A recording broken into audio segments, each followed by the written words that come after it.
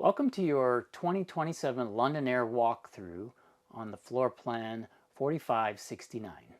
And we'll start here at the front. Okay, so the first control pad that you see here on the left side of the driver's console is your HWH leveling control. And to power this leveling control up, you just reach over and turn the ignition on or turn it to accessories, and you'll see you get additional lights that come on here that indicate we're slightly off level. And to level the coach, you can do it manually by pressing these buttons for extend and retract, or you can just hit the auto level button. Now, before you put your coach into auto level or you do it manually, you're going to want to walk around the coach and just make sure that there's nothing underneath where the jack pads are going to be extending towards the ground. And you also want to check the reveals on your slide out. Make sure that your slide out reveals are about 3/8 of an inch. And then you'll be able to go into auto level after you've run your slide rooms out. So leveling should only take place after you've checked your reveals and made sure that you can run your slide rooms out. After the slide rooms are out, then you'd want to go into the leveling process. So to do that, you'll turn the key on, hit auto level, and what you're hearing is the air going out of the bags as the coach is going into the leveling process. It takes a minute or two to go through the complete leveling cycle, and once each jack is down, you'll see a red light that comes on to tell you that that jack in that corner is down.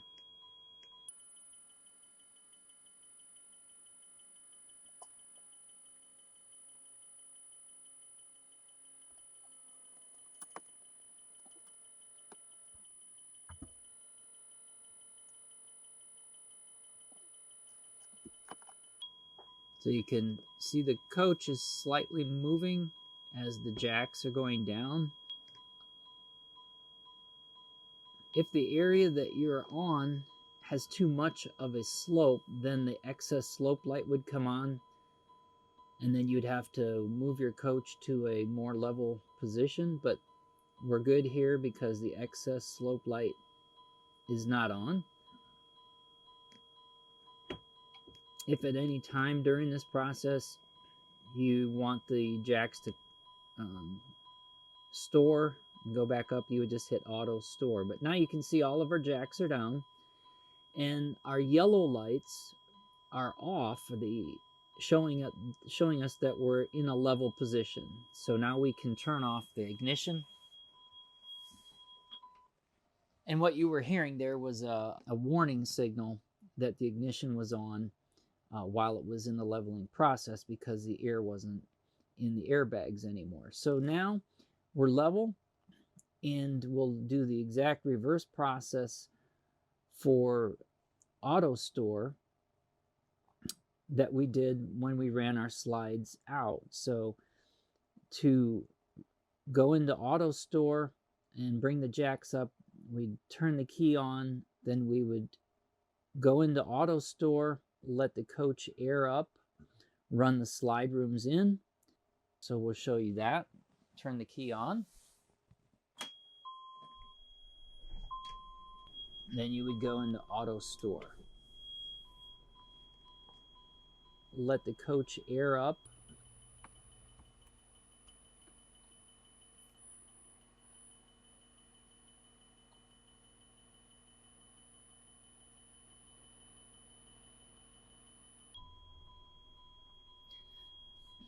As each jack retracts in the corner of your coach, when it's fully retracted, the light will go out. So before you travel, you want to make sure all your red lights are out.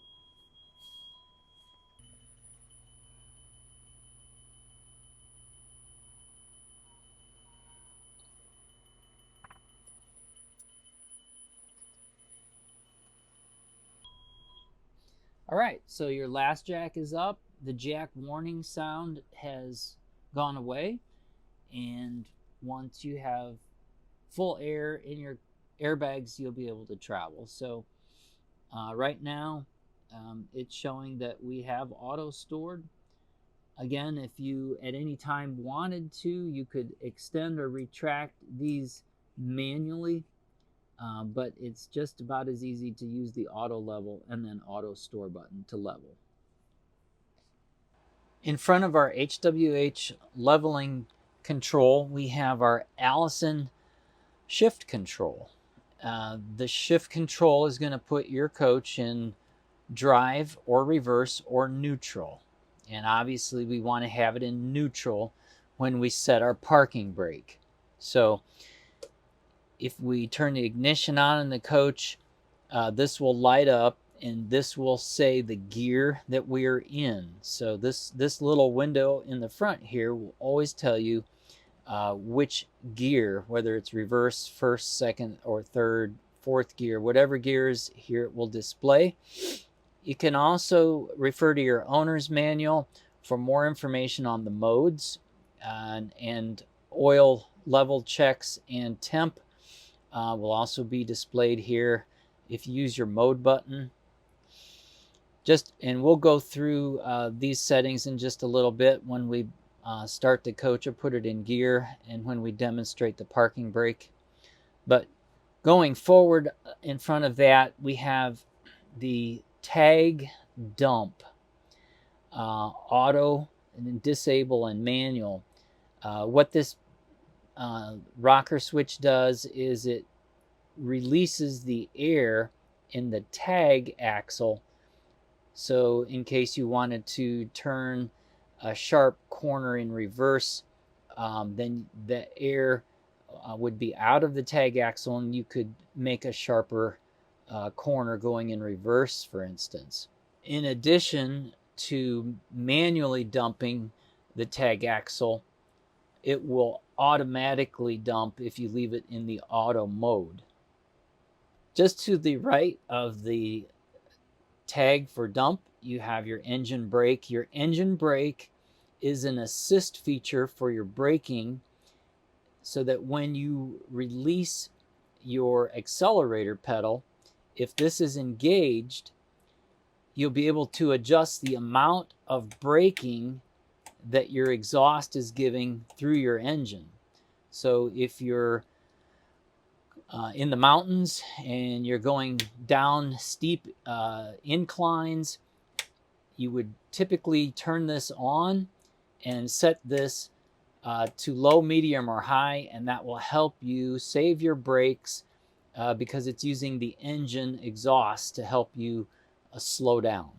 If you don't want the engine brake on and you're just driving at slow speeds and there's no inclines, then you might want to choose to leave that off. Moving up here, you see your parking brake. Your parking brake is pull to apply or push to release. So whenever I'm parked and my shifter is in neutral, I need to pull this towards me to set my parking brake. When I'm ready to drive again, push this forward and then put it in drive or reverse, whichever direction I'm going to be going. Just to the right of that, I have my mirror adjust. The mirrors for the left and right side in the front. If I want to adjust the left mirror, turn the toggle switch to the left and then make my adjustments left, right, up or down. And then over to the passenger side mirror, I can do the same adjustments. When I'm finished, I want to leave that in the center, so in case if anyone touches those again, no adjustments are made after I set the mirrors where I want. Just below the parking brake is a charging pad for your phone. Just to the right of the mirror adjustment is a switch that we can turn on or off for our heated mirror. That will melt frost or remove fog on your mirror if you leave that on for a few minutes.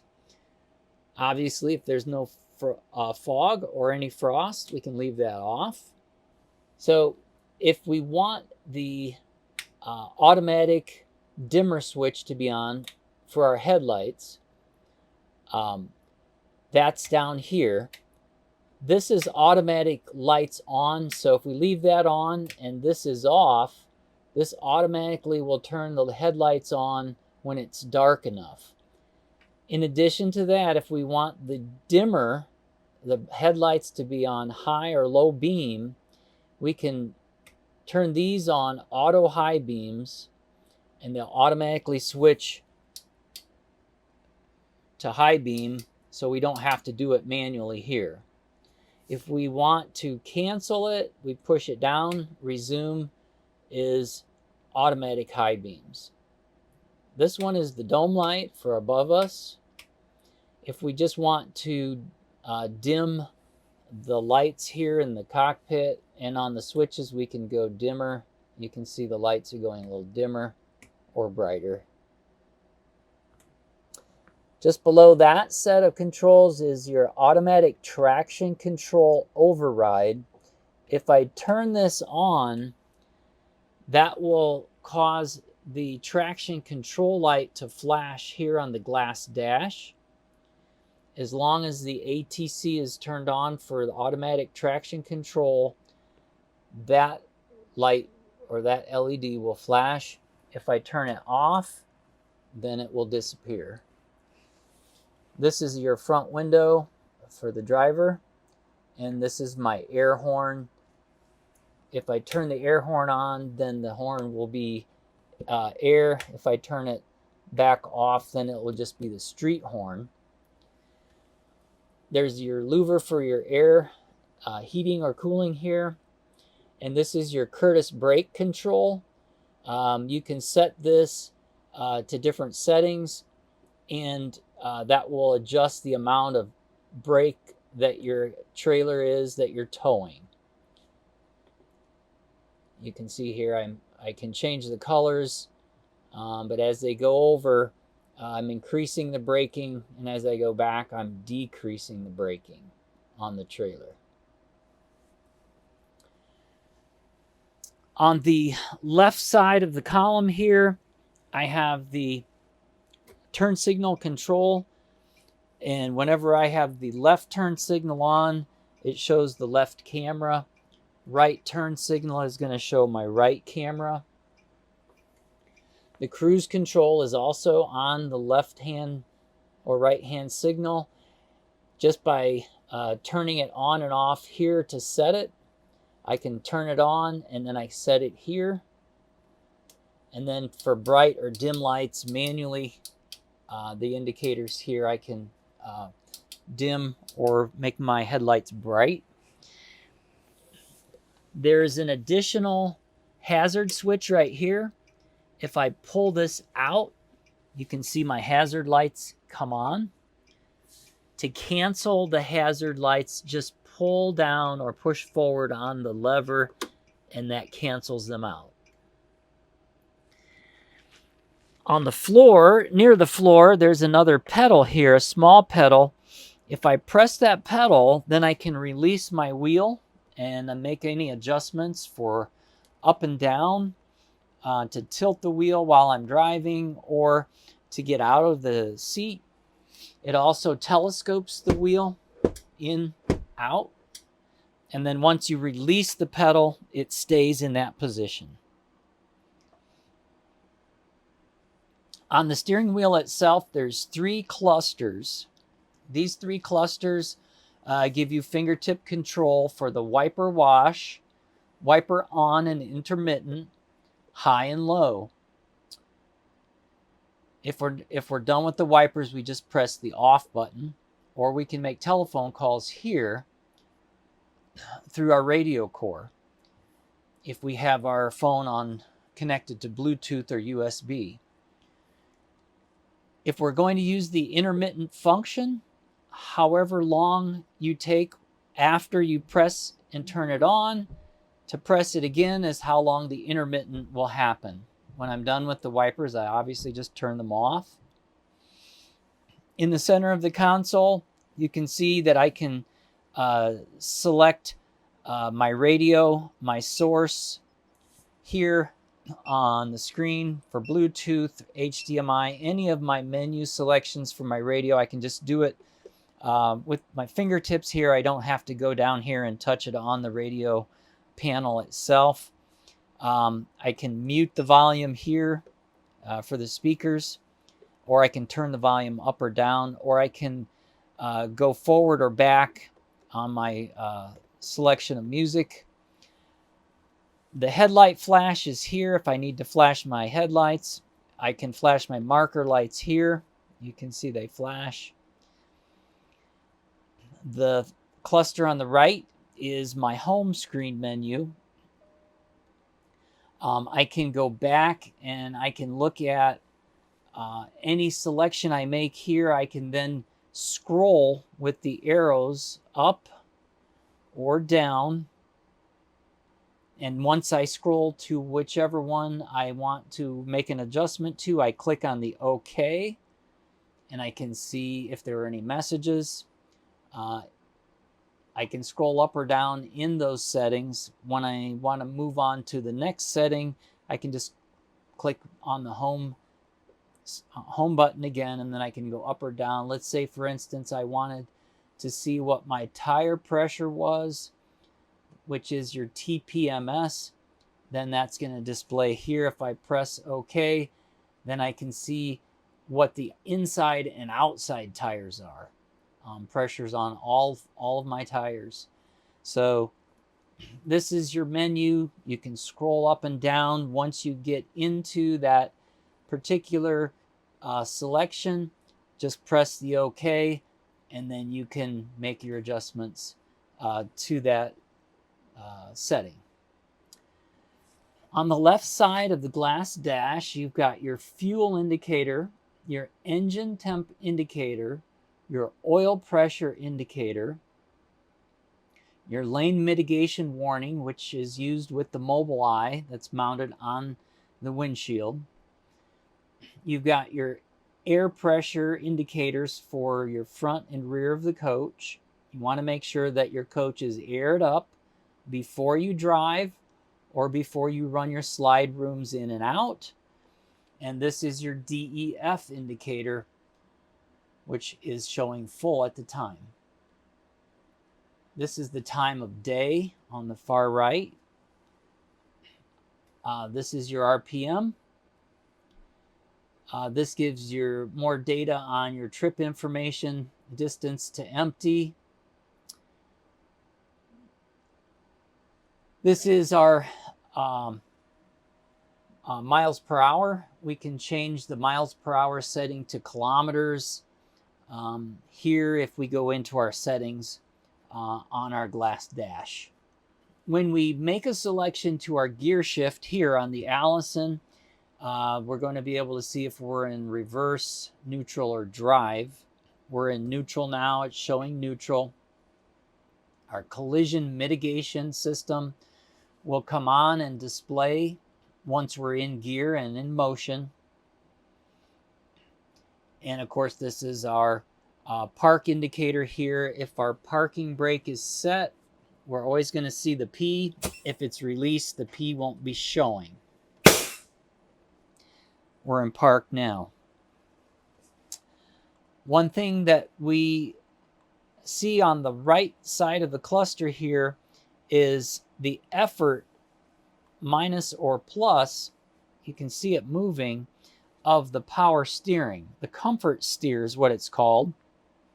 I can change those settings to easier or more firm for the steering wheel motion, whichever I like. And then the one just below that is for my pedals. If I want to bring my pedals towards me, push the lever towards me. If I want to make the pedals further away, then I push that away from me, and the pedals will go further away from my seat. So moving over here to the radio and the cameras. So looking at our Excite radio, we see that we have menu, navigation, camera and favorites here. So if we go back to our menu, we can make selections here. Some of those selections, like nav, are also on this page. So if we press the nav here, we have to accept, and that will take us to the navigation page. If we're at the menu, we can still go to that same page just by pressing nav there. It's just a little faster if you press the nav here. Our camera selection for our right-hand half of the screen is here. So once we get to the camera selection, now we can choose if we want to take a look at any one of these individually: front, right, right side, rear. So when we're in the camera selection on the right hand side, we can view the sides, side and fronts, or surround. If we're using a trailer that we're towing and it has cameras, we can select trailer cam 1 or 2. But we don't have one hooked up now, so it's not going to show any video detected. If we're looking at the rear, and that always appears if we're in reverse, we can change the setting to a little bit further or furthest. So this one would be the closest view. This would be a mid-range rear view, and the furthest is here. So that's it when we're making a selection. Now, there are times that you're not going to be able to select when you're driving and you turn your right-hand turn signal on. Then the right-hand turn signal camera automatically goes over to the right side so you can see the right turn lane. Same with turning left. It's going to show the left-hand camera so that when I make that turn, I can see where I'm going. At the camera screen, we have the feature for record. So we can record events, and then we can look those events up by pressing this icon here. And that gives the most recent event that we might have recorded. It also records events while you're driving. If you want to record your own event, that would be looked up here on the event screen. You can scroll up and down in this list, whether you're looking for driving events or just ordinary events around the coach. Each event that you record records 30 seconds before you start the recording and a minute and a half after you are finished recording. If you come to this screen and you don't see the REC that you can record, you'll see an icon where it says SD card not inserted. It has, if you don't see the record, you'll see an X where the SD card needs to be inserted. Once the SD card is inserted, then you'll be able to see the REC again. Our next button down below the camera is our favorites. This one is set to favorites for the camera right now, and we can change that to any one of the others in the menu if we'd like. As we scroll through our selections in the menu, our first one in the upper corner is our radio. So if we selected the radio, now we can go into that radio and change frequency bands. We can do tuning selections, seek, and we can have our favorite settings down here below. If we go into the media center from the menu, we can set our media center here. We can set that up if we like. We have Sirius XM in the menu. So if you have a Sirius XM account, you'll be able to make those selections there. There is Bluetooth. So if you want to make a telephone call here on the steering column, you'll need to have your phone selected and the Bluetooth turned on to use the steering column to make a call on your phone here. This was the phone that was recently connected to this radio. There's an HDMI selection.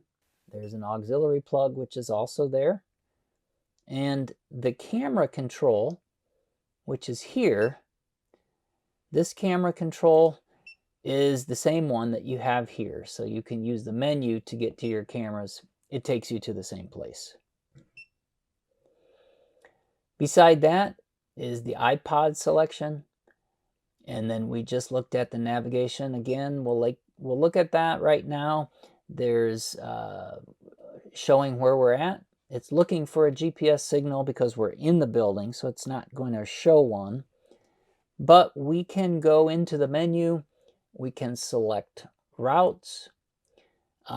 We can scroll over. We can select shopping. We can go into our settings and change our route preferences, warnings, navigation views, traffic, weather, and online services. This is our back arrow. Takes us right back to our navigation. The last icon is our setup.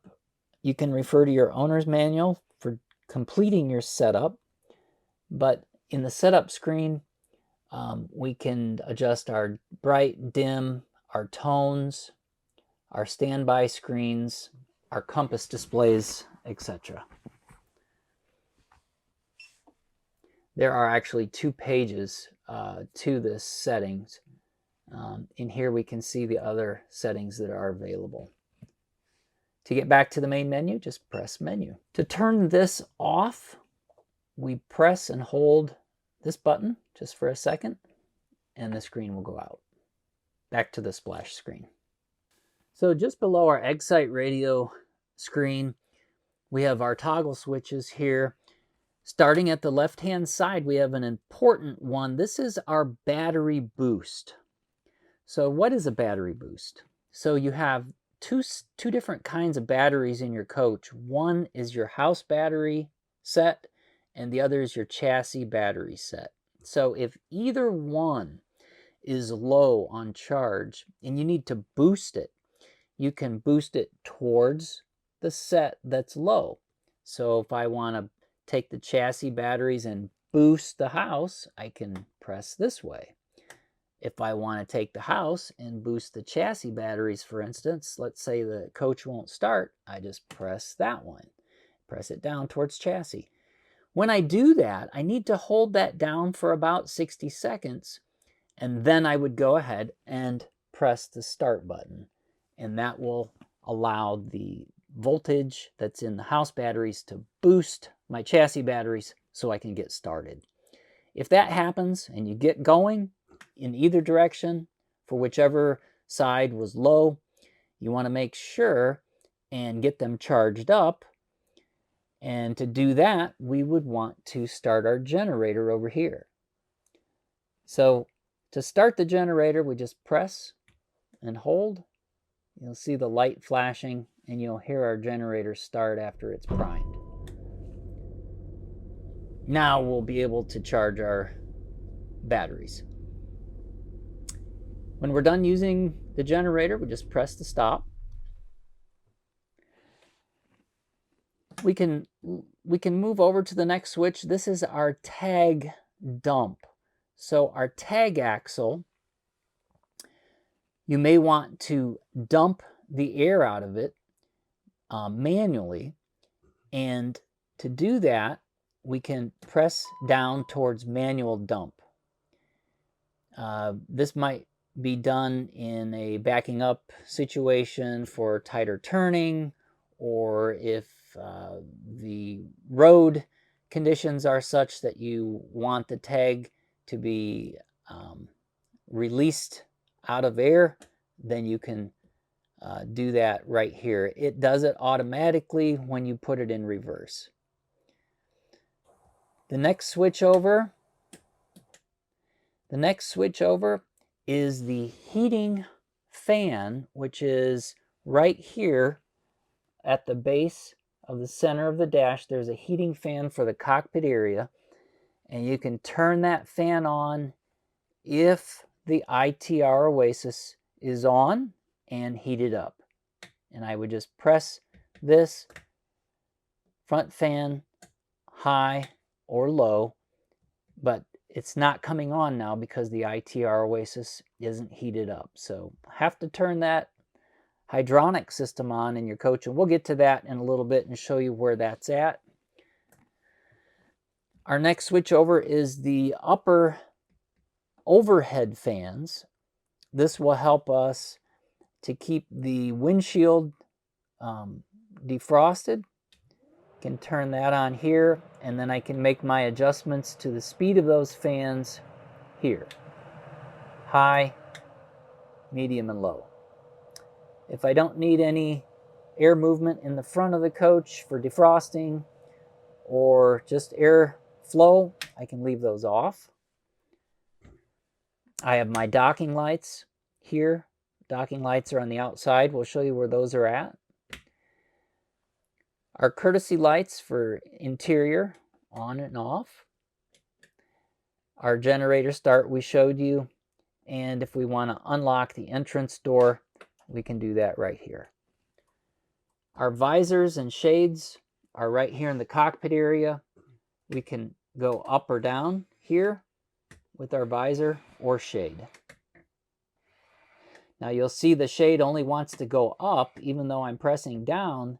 That's because the ignition switch is on, and it has a built-in safety feature that if the ignition is on, whether you're pushing the visor up or down, it's only going to go up, and that gets it out of your way, especially if you're getting ready to drive and your ignition is on, the shade will go up. Once I turn the ignition off, then I press down, you can see the shade will come down.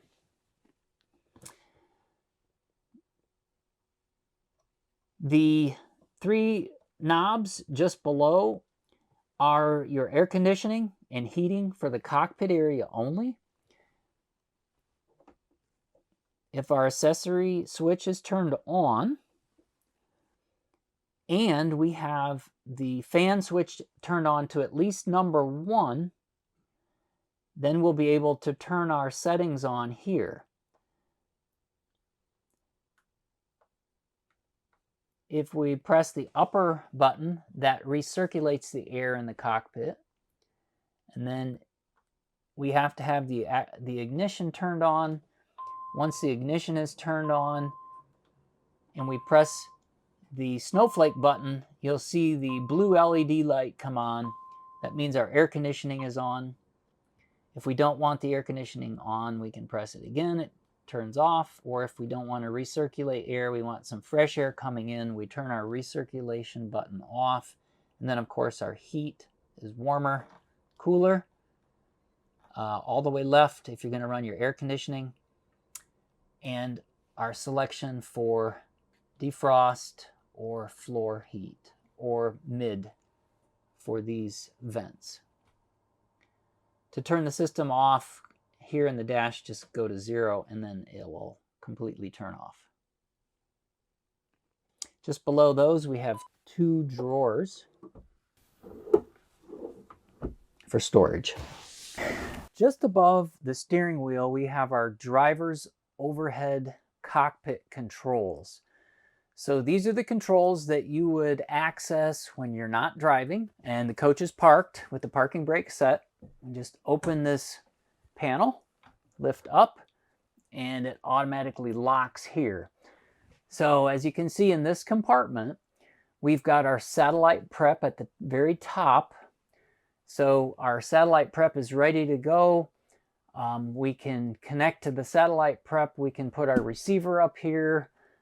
Once we get that, we can plug it in. We've got 120 volt outlets above. This coach is equipped with a receiver for our Starlink.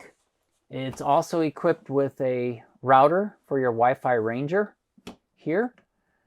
To the right of that, we have our HWH master reset, and the directions on the label says hold 5 seconds. So if you had an issue where the steps or one of your slide out rooms was not acting correctly or stuck, we can reset the entire HWH system by pressing that button and holding it for 5 seconds and then release. And that should reset your HWH system. Moving down to this panel, starting on the left, we have our panel which shows the energy management system for our inverter charger. The inverter charger is a Victron. These are the pages that show what's happening. You can see it's changing numbers in real time. It's showing that the inverter here in the center is connected to the grid. It shows the AC loads, and it is showing down here what the voltage is and our percentage of battery. If we want to scroll into the settings, we just touch the screen and we can see our other loads. If we press it again,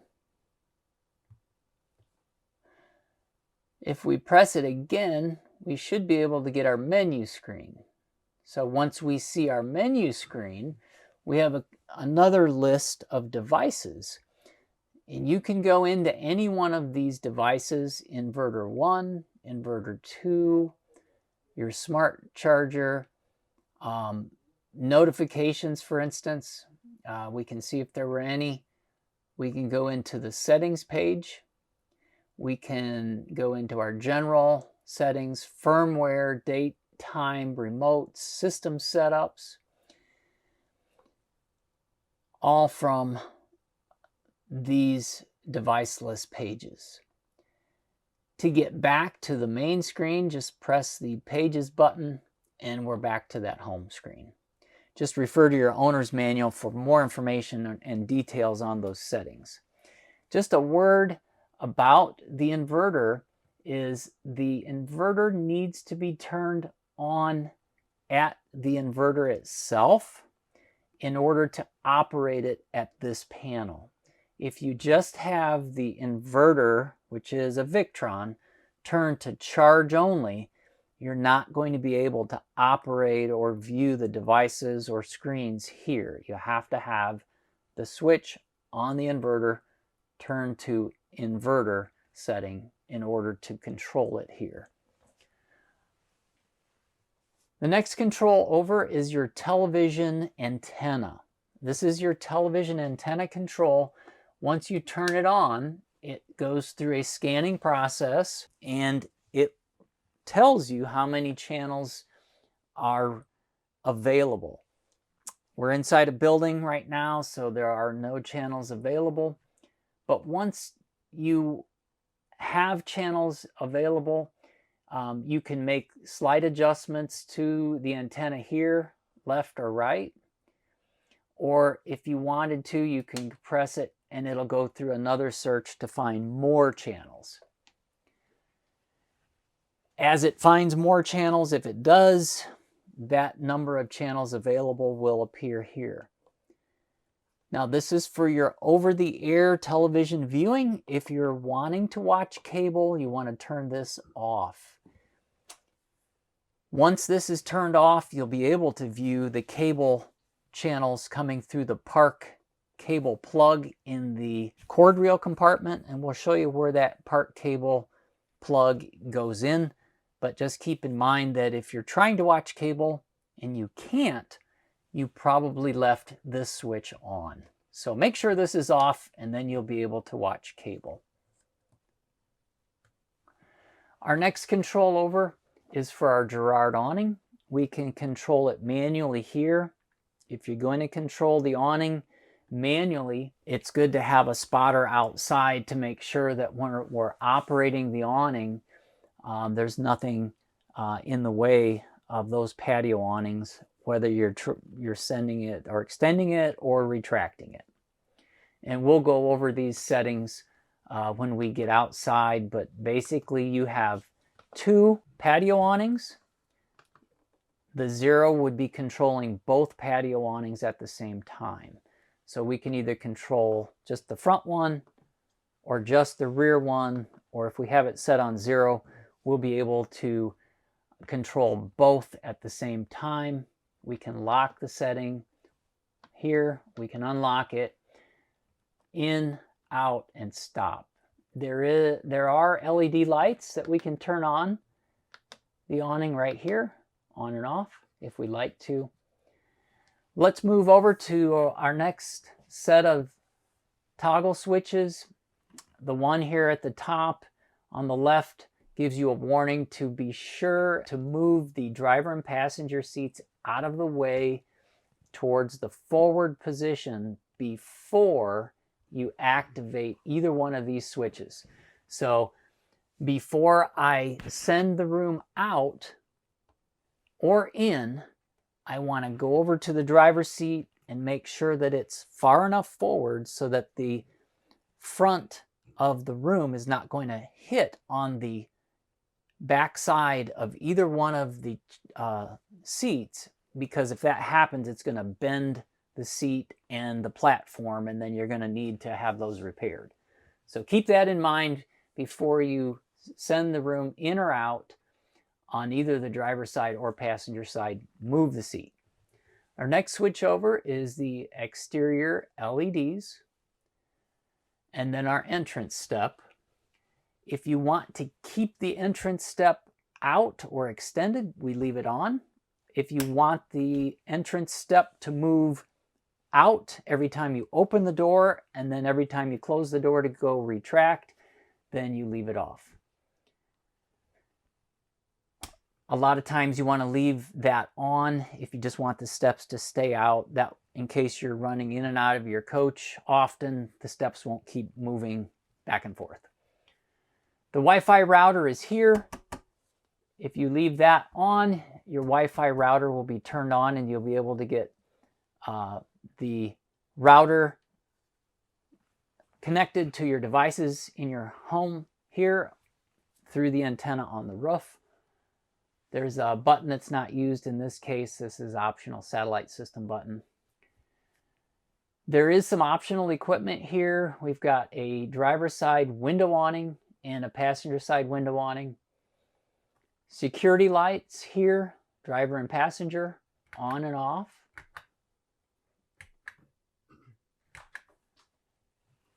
We have our drapes here.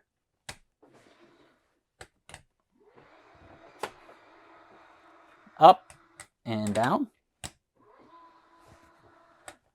Our door privacy drapes here, down and up.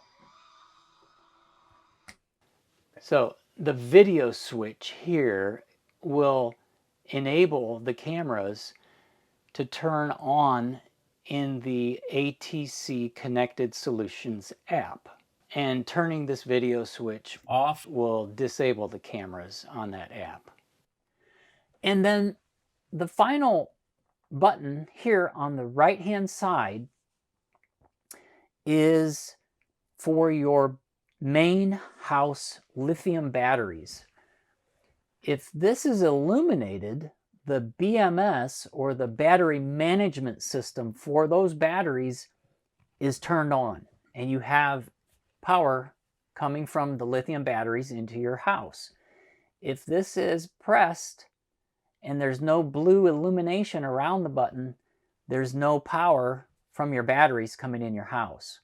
So when you first get in your coach, or you first want to turn your coach on, you're going to have to make sure that this button is depressed. Then the battery management system for those lithium batteries will come on, and this button will illuminate, and you'll be able to turn your lights on and operate your coach. If this is not turned on, you won't have any power.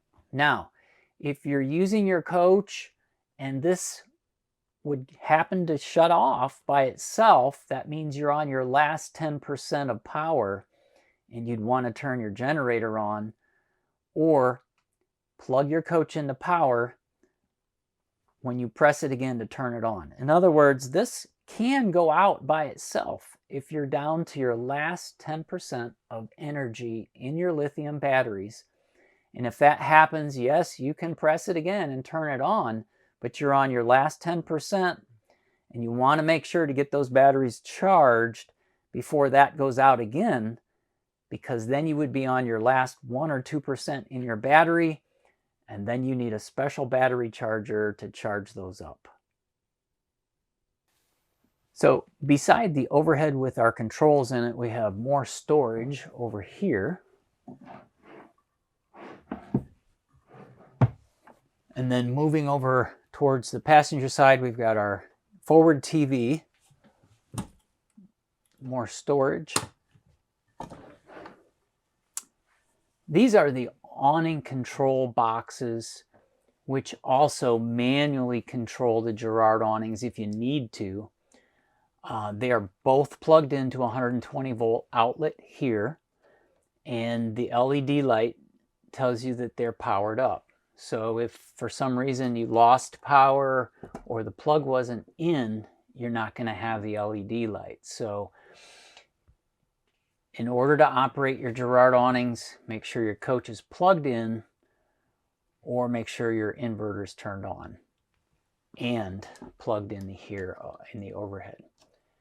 So that's your forward and rear Girard awning controls. You can open, stop, and close the awning from this position, as well as the remote control or the overhead controls. So gives you another option for control. We have our door awning controller here, which is a fused power supply, so you can check the fuse here. So when you enter or exit the coach, there is a switch here. As you come in, you can turn all the lights off right here just by pressing this down. So at the entrance door here at the passenger seat, there's a knob. It's the adjustment for the red, blue, green on the exterior lighting of the coach. And this is what you can turn left and right to change the color sequence that you'll view on your LED. Just beside the passenger seat, as you enter the coach, you'll see a red fire extinguisher at the base. There's a small black strap. If you need to release it, just press the strap down and you can pull the fire extinguisher out. Above that, there are two switches here. One is for the baggage door lock and unlock, and the one that's illuminated is your battery disconnect. So to have power in your coach, the battery disconnect switch has to be turned on and the red light illuminated. And just below the battery disconnect, there's another black button type switch.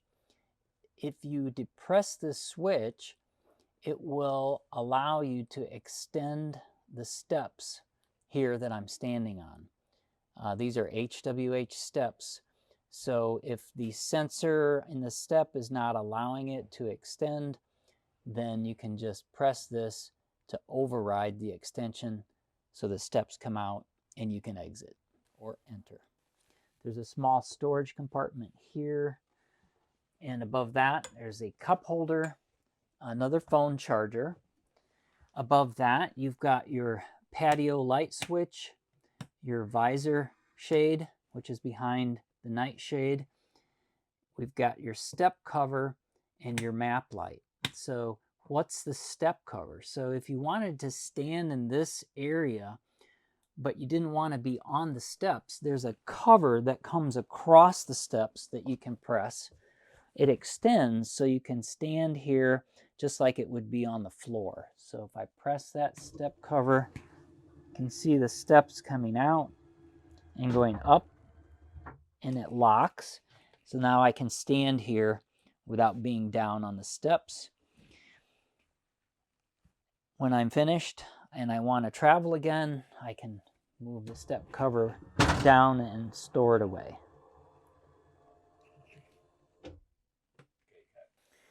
So just above our set of switches here, we have a screen. This screen is a mirror image of what the driver sees.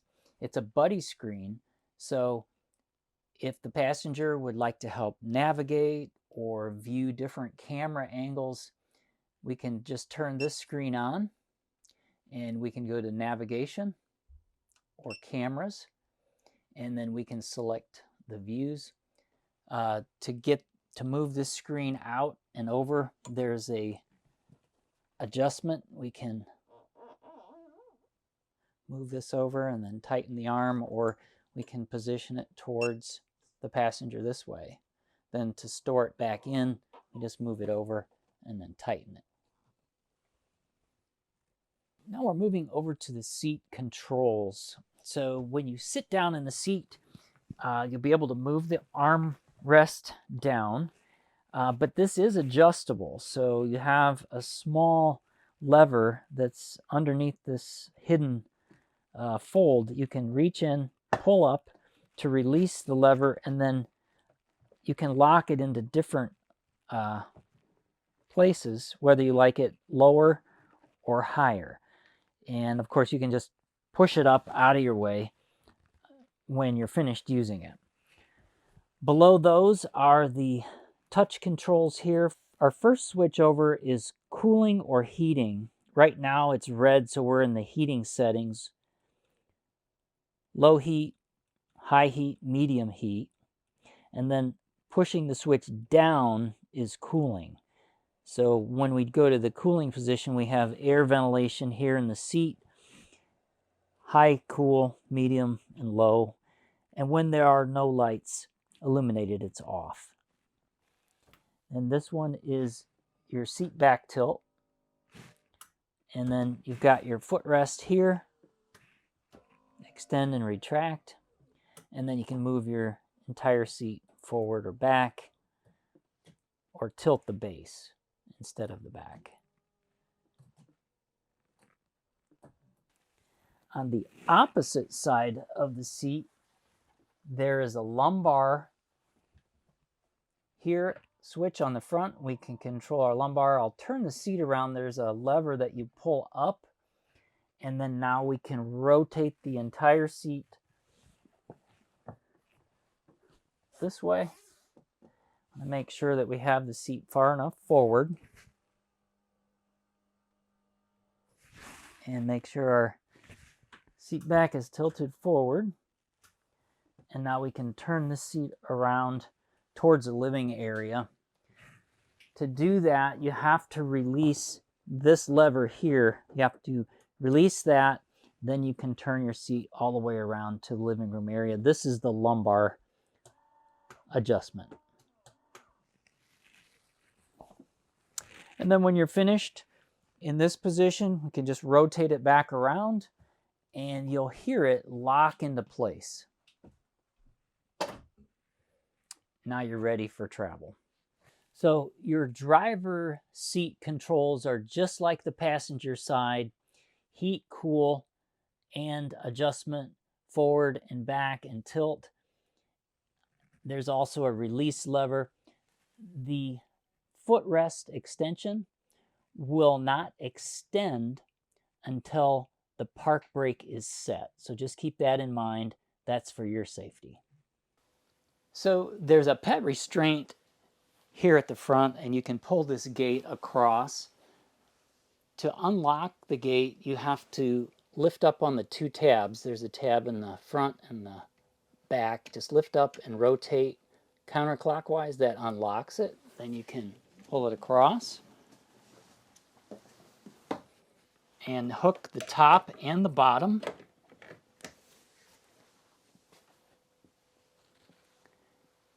To unlock the gate, just push towards the wall, top and bottom.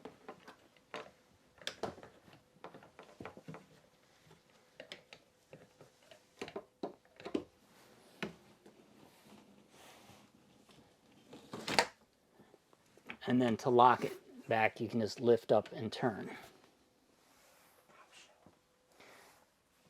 And this is an option in the coach.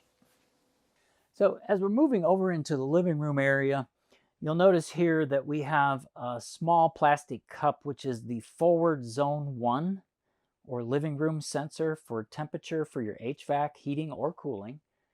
Above that, we have a speaker and a 120 volt outlet with charger plugs for USB and USB-C.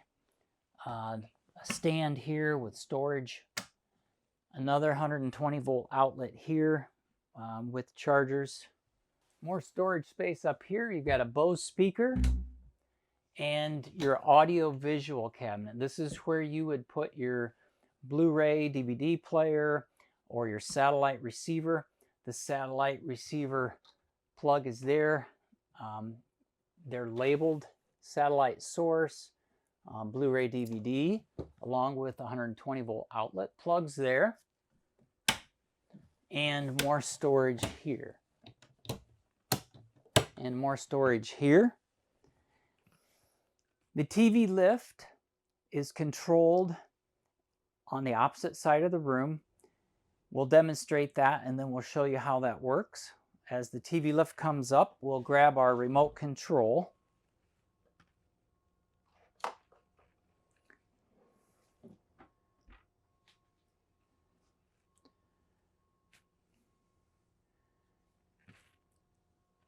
The on-off for the television is up in the upper left corner. Just press to turn on.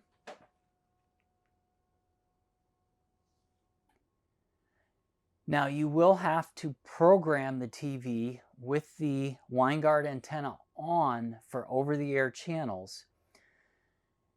You will also need to turn the WineGuard antenna off and program for the cable channels when you want to watch the cable. So whether you're watching over the air or cable, you'll need to program or scan for those channels that are available. And we'll show you how to do that now.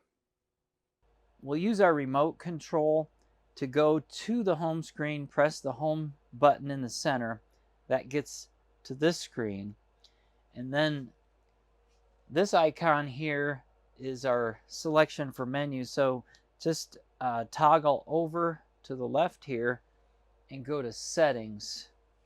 So you'd have to scroll down to settings, then press the center button here. And now scroll over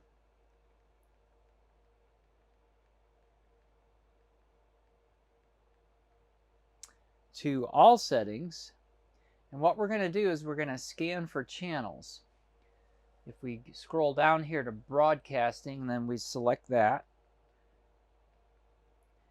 Press the center button again, and we go through auto program to find the channels. So press auto program,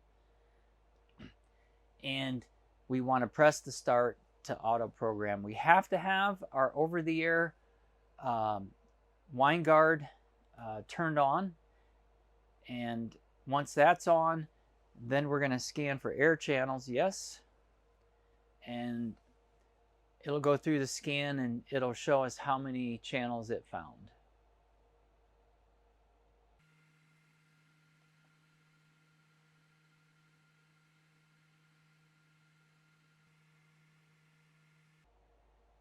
"39 channels." So we can either scan again, or we can go to our different settings or just close.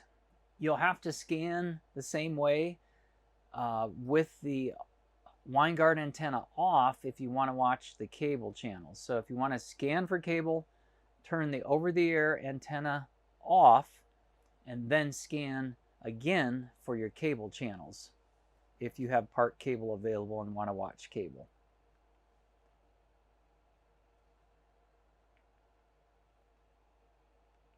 Now we should be able to connect with a channel here. Yes. To go back to the home screen and scan for cable, scroll left, back to settings, to the right, all settings, tool, broadcasting, auto program, And this time we're plugged in the cable, we've turned our over-the-air line guard off, and now we can scan for the cable channels. Obviously, since we are not plugged into cable, we won't pick up any, but that's how you would scan for the cable. And you'll have to scan for channels for each TV location, whether it's out here or in the bedroom. So this is a sleeper sofa, and you'll need to remove the back cushions to open it up into a bed. So you just take the pillows off, and there's Velcro holding these on, so just pull that away from the Velcro.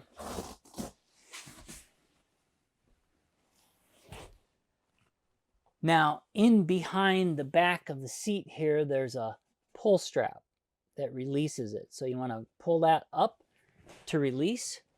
Now you can fold it out and down. And then the back will fold down into a bed. Just operate in the reverse to store it away. Cleaning, grab the strap again, lift up and fold back. And just put our cushions back.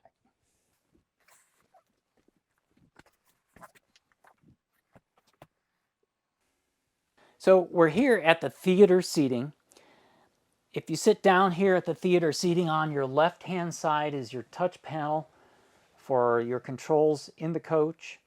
The home screen will get you to the same set of icons that your main 10-inch panel in the hallway goes to, and they all have the same controls. To your right is the theater seating control. The front switch extends the footrest and or retracts and adjusts. The center one is the adjustment for the headrest.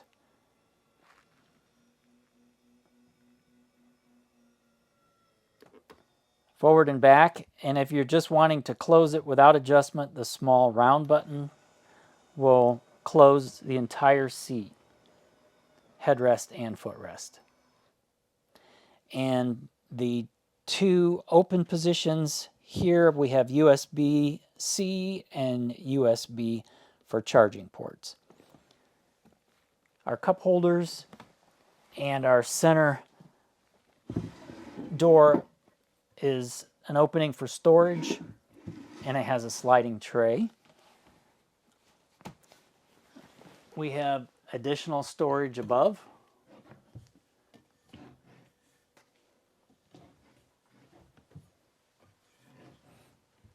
And then moving over into the dinette area, we have the storage drawers on both sides.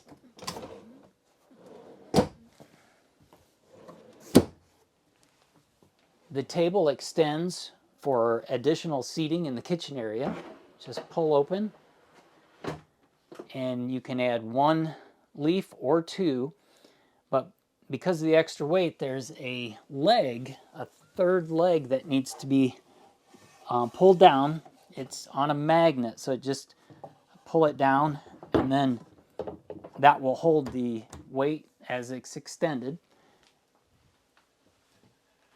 Then you can add one or two leaves here. They just slide into the receiver, and then you lift up and push to close together, and then that's supporting the weight. And then you can add your extra seating here if you like. The reverse is removing the extra leaf. You'll have to make sure that it is pulled all the way open for that third leg to fold up and in. You can hear it when the magnet touches, and it holds that in place, and then you can just slide the table back in. There's additional storage above.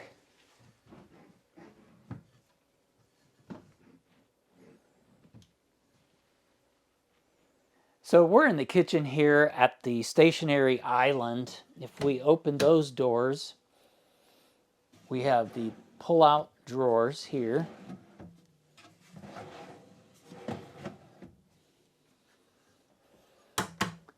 Above that, we have more storage here with the pull-out drawers. These are optional. The no-spill dog water bowls, there's 2 of them. And if you already have your Wi-Fi Ranger router, there's an additional spare router that came with the Starlink system that's here.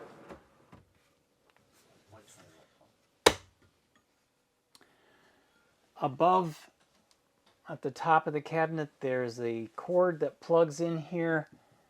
That is for your microwave over here. The handle for the microwave is on the side. Newmar adds an additional lock to make sure the door stays closed during travel.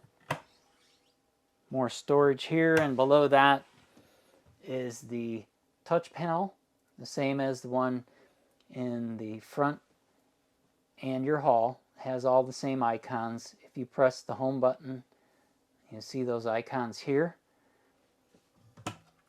More storage, and above is our ventilation fan for the kitchen area. So if you go to vent fans, you can see the one for the kitchen is here. If you go to press high, the blue line will darken and the fan comes on high. Then you can go to either setting of medium or low. And there's also a rain override, so you can have the fan operate even if there's a little bit of rain. And then power off is just pressing the power button a second time to turn it off here.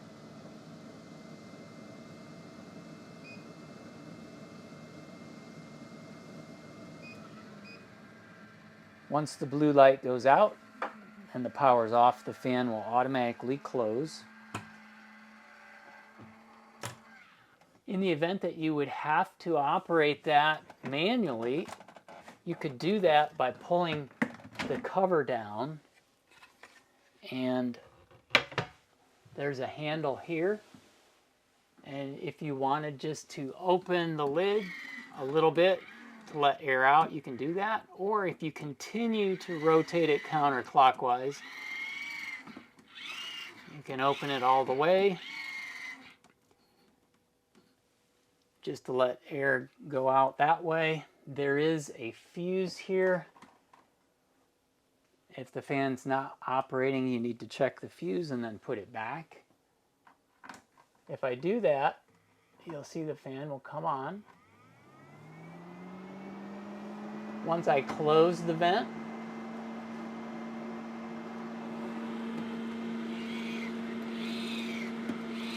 the fan will go off.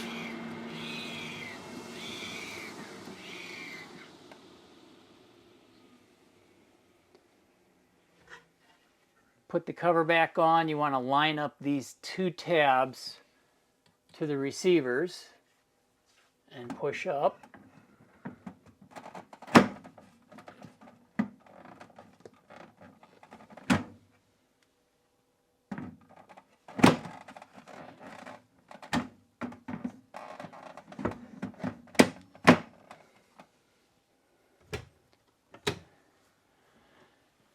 And you've got, with every Newmar coach, you get all of the information on all of the owner's operators guides and manuals. We label them all. You can see here we've got plumbing, heating and air conditioning, exterior, electrical, and all of your appliances. All the manuals are in here. And what you want to do is you want to go through, read your operating instructions, and send in your warranty registrations, or do those online.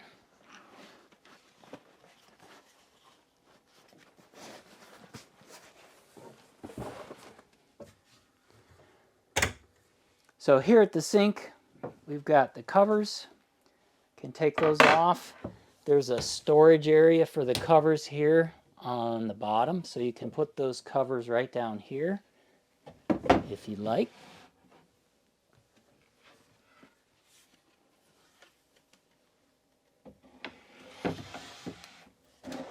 Trash receptacle.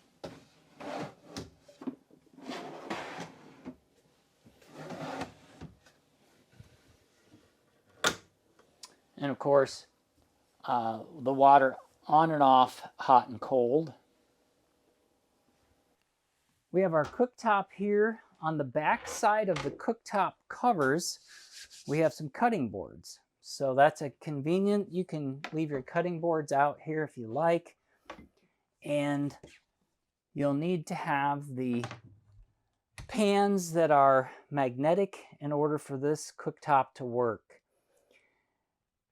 This cooktop is turned on and off by this icon here. Just press to turn it on. Put your pan in place and then adjust your settings. If you don't make an adjustment with the pan on, this will automatically turn off. When you're finished cooking, make sure this area is cool before you put the covers back on.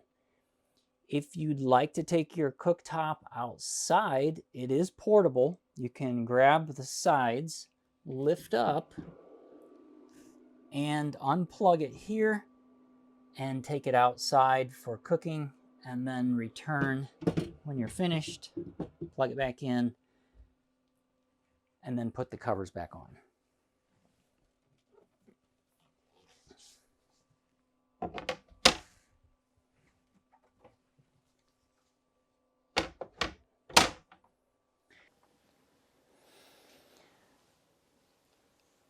Just below the cooktop, we have more storage here. A large pull-out drawer, and when your coach comes new, you're going to find all of your extra remotes are in this area, along with an extra set of keys. All of your touch-up paints are in here, along with your sofa baton and the additional accessories that came with the electronics in your coach, along with your filter wrench for the exterior whole house filter. This is the tool that you use for accessing the removal of the air conditioning return air vents. You'll need to insert this up inside, and then once you insert it, you turn it and then pull down. Insert it and pull down. Now you can see all of the return air vents have filters, and that would be all the vents on this side. You'll need to remove these and clean them once a week if you're living in the coach.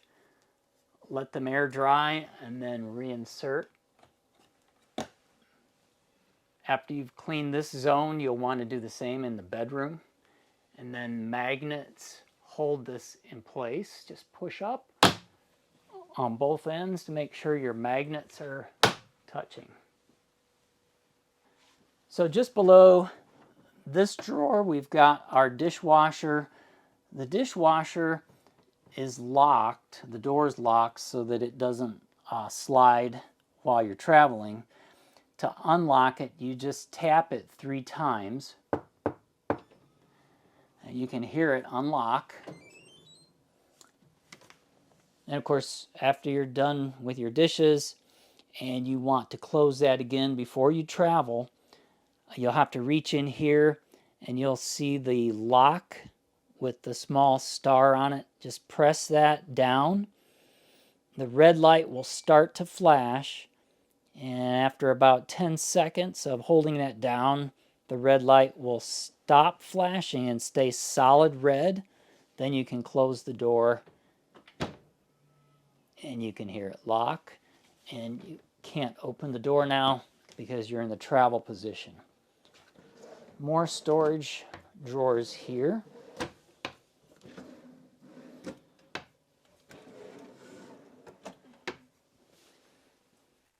So the InterVac system can be hooked up with the hose and floor sweeping accessories here just by opening this up and removing this label.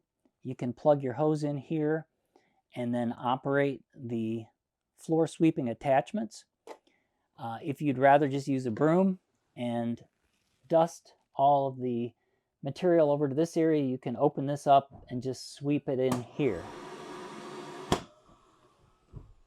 With your coach, you have your InterVac accessory bag, and inside the bag are all the accessories, so you can attach that at this location here. And inside you'll find your hose end and your handle where you attach your accessories. So to get started, you just plug it in. And then all you need to do to turn it on and off is just press this button here. If you need help or instructions on how to change the battery in here or how to operate the device, just scan the QR code and you'll get more information online how to use the complete system. If you're going to use the InterVac manually, you can sweep any material here and then just lift this up and you can sweep it in here. When you're done, you just pull the hose out and store it away, but be careful that when you store the hose back in the bag that you don't leave something that might press up against here that would turn it on. So we're at your stainless steel refrigerator. It's a triple door with the water dispenser here. Newmar adds a travel lock so the doors don't open while you're in transit. Left is locked, so right now the doors are locked, can't open them. So to unlock the doors, you'll just move that lever to the right. Now we can open the freezer. The ice maker is in the back on the left. This is the ice maker tray. Reach on the top of both doors to open these. And the refrigerator comes with a water filter.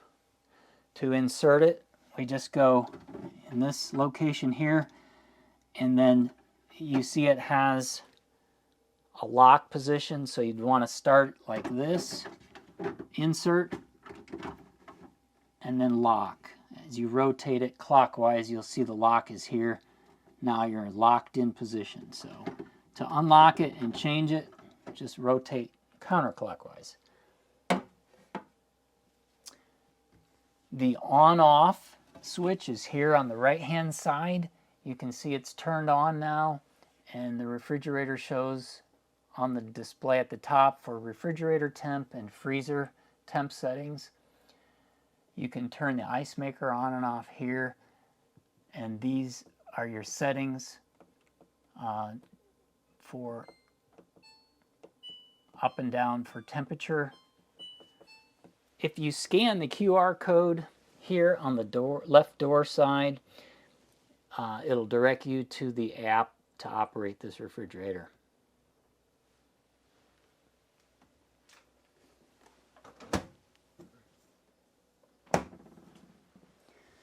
Just to the left of the refrigerator, you've got more storage in the pantry area here. These are push to release, so you just can't pull on them. You have to push in and then they release towards you.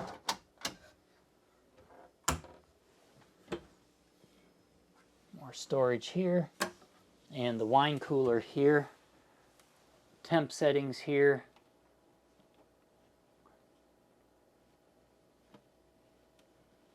The on-off is here. So now we can adjust our temperature here. And at the base, once you close the door. So you don't want the door to open during travel, so just flip the lock lever up before you travel. More storage on the left side here.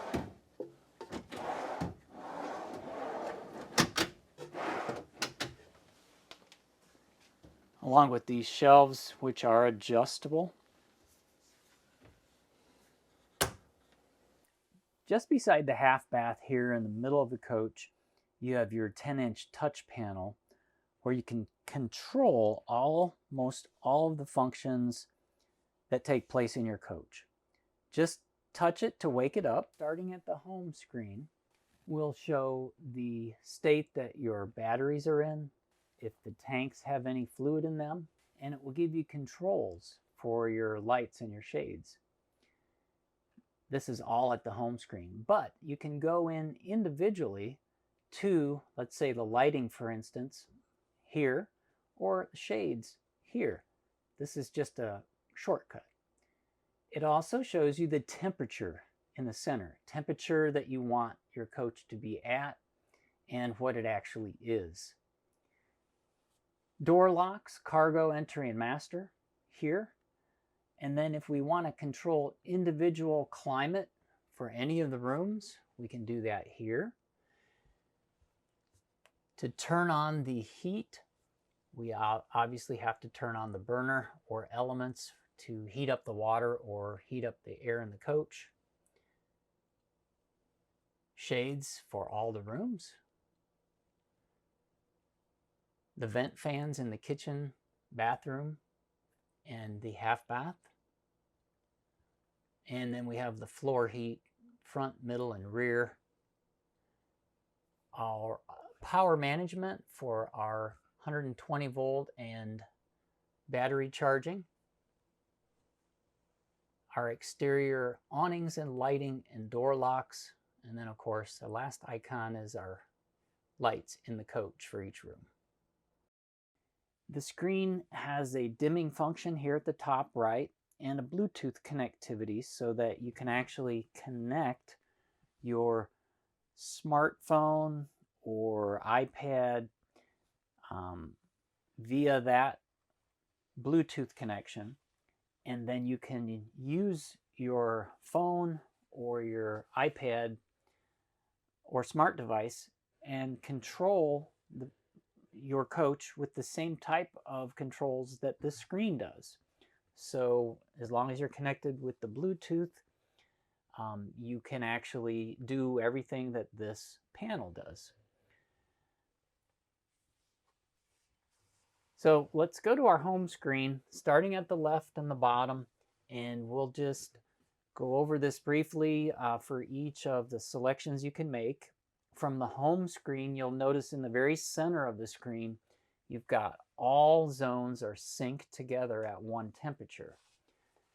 So we can adjust the temperature in the coach just by pressing here for temperature up or temperature down.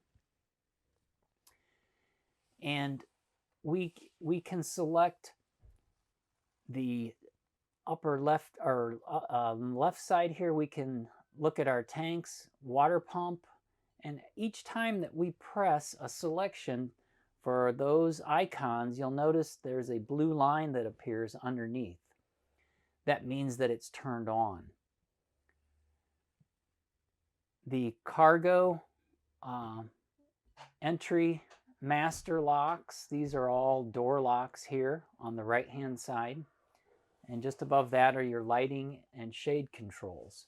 At our home screen, we can make some basic selections on our climate, which is in the center, or on the right, we can adjust our lighting or shades. But to do more of an individual setting, we would choose an icon on the bottom here, on the bottom row, and we can go into those rooms or climates individually. The home screen is just for making those quick adjustments and looking at our tanks and or our batteries. Shows our house and chassis batteries state of charge for our house because they're lithium batteries, and our chassis battery voltage.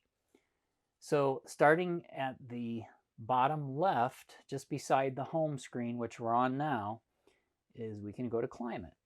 And you'll notice that the icon in the center appears the same. It looks the same, but it shows the temperature. And now we can go into each one of those rooms, living room, bathroom, or bedroom, and we can change the setting individually. Or if we leave all zones synced, then we can make the temperature adjustment here up or down, and all of the rooms will be at close to the same temperature. You'll notice on the far left, there is an icon for setup. So we can go into a more detailed setup for our climate. Enable climate here. You'll notice in the center, enable AGS. So if we enable our AGS, which is our automatic generator starter, that way if we have our temperature set for our air conditioner, we'll be able, our temperature will maintain if we're not plugged in, because the generator will come on. But you have to enable the generator if you want your temperature to be maintained, let's say for air conditioning in the coach. Just to the right of that, you have your dual heat. And we have, if we go back to that climate screen, you'll notice on the right-hand side, we have our Oasis. The Oasis is our hydronic heat for water and air heat. You have to have the Oasis burner turned on. So if you press that, you'll notice the blue line comes on. That means the burner is turned on. And then it gives you a status on the right. Burner is active. In addition to the heat from the burner, you can select the element 1 and or 1 and 2 just below that. Just by pressing them, you'll see the blue icon come on or off as I press it.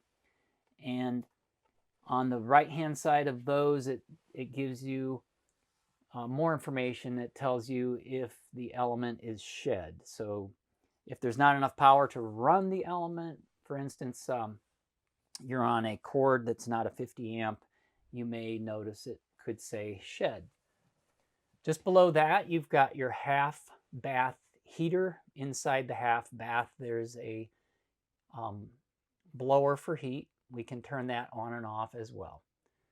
Moving to the shades, you've got your selection of room, living room, kitchen, bedroom, bath, or half bath, and then the day or night or all coach day and all coach night shades. Just beside that, you've got your fans. We can control the fans in each room, kitchen, bathroom, or half bath just by turning it on, and high, medium, low for each fan. If there's moisture in the air that might stop the fan from opening and coming on, you can press the rain override switch. If the rain override is on each one. So if you want the fan to come on and the lid to open, and it might be a real slight mist or rain outside, you can do that just by overriding the rain switch. Just to the right of that, we have our floor heat, front, middle, or rear. We can turn our power on first. Once we turn our power on, we show the icon that it's turned on, and then we can select low, medium, or high for each one of those areas. It doesn't set a temperature, but it gives you heat in a range of those settings. Our power icon is showing our power systems for alternating current or AC power on the left.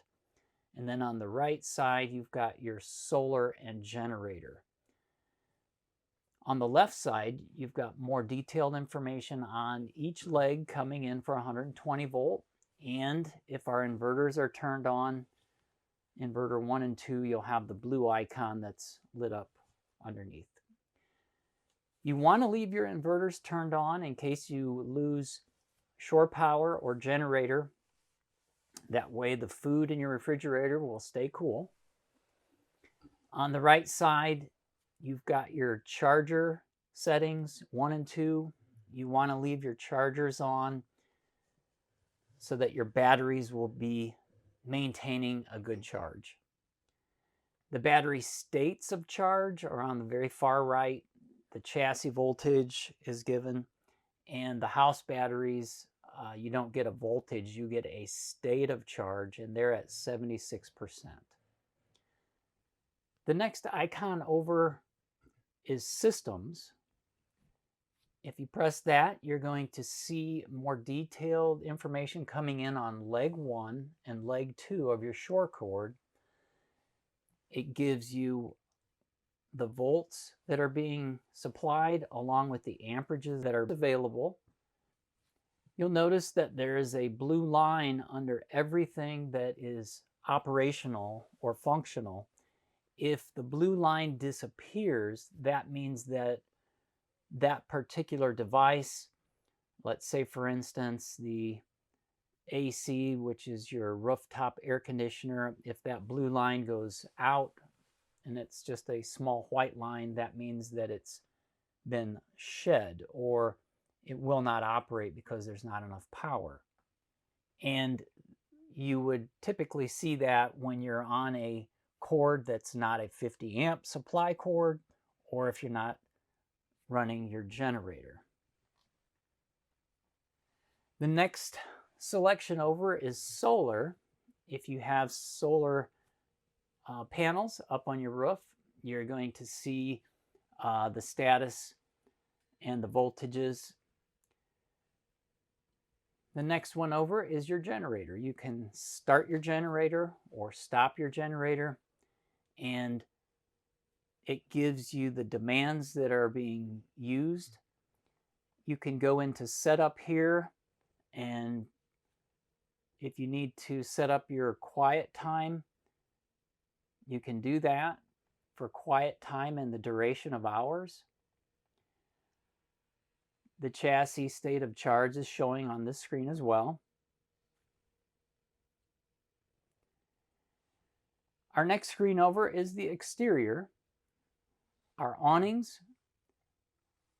In the middle is your exterior lights and your door locks. Just by pressing any one of the awnings, you're going to open or close it. If you're going to operate your awnings, you should have someone outside to make sure that the awning is not going to open into something or close something, and you don't want something to be in the way of it. Obviously, the exterior lights on, off, or you can adjust the setting in the bar in the center. The door locks are either on or off. The next icon over is your lighting. It gives you individual selection in each room, turning the lights on and off, or in the center, you can dim the lights with the bar in the center. Going into the bathroom, half bath, bedroom, or kitchen, you can go all on, all off, or just bathroom on, bathroom off. There is an aquamizer setting here in the lighting control. The aquamizer is an indicator light, and we'll talk more about that in detail when we get back to the shower. Just below our control screen and displays, we have our Zone 2 or mid-coach HVAC temperature sensor. This is reading the temperature there. So we're here at the half bath. To open this door, it folds here to the right. Just press in, lift towards you to unlock. You move into the bathroom. On the back wall, there's a cabinet here. This is where all of our main power supply comes in for 120 volt on the right here. And each one of those power source breakers is labeled for the appliance that it feeds. The main breaker here at the top is the feed from the shore power. It has to be turned on or towards the center this way to have your appliances and other 120 volt items operational. And like I said, each one is labeled: water heater, air conditioner rear, inverter, dishwasher, etc. If any one of these breakers is over to the right like this, or even partially halfway over, that means it's tripped and not supplying power to that floor heat.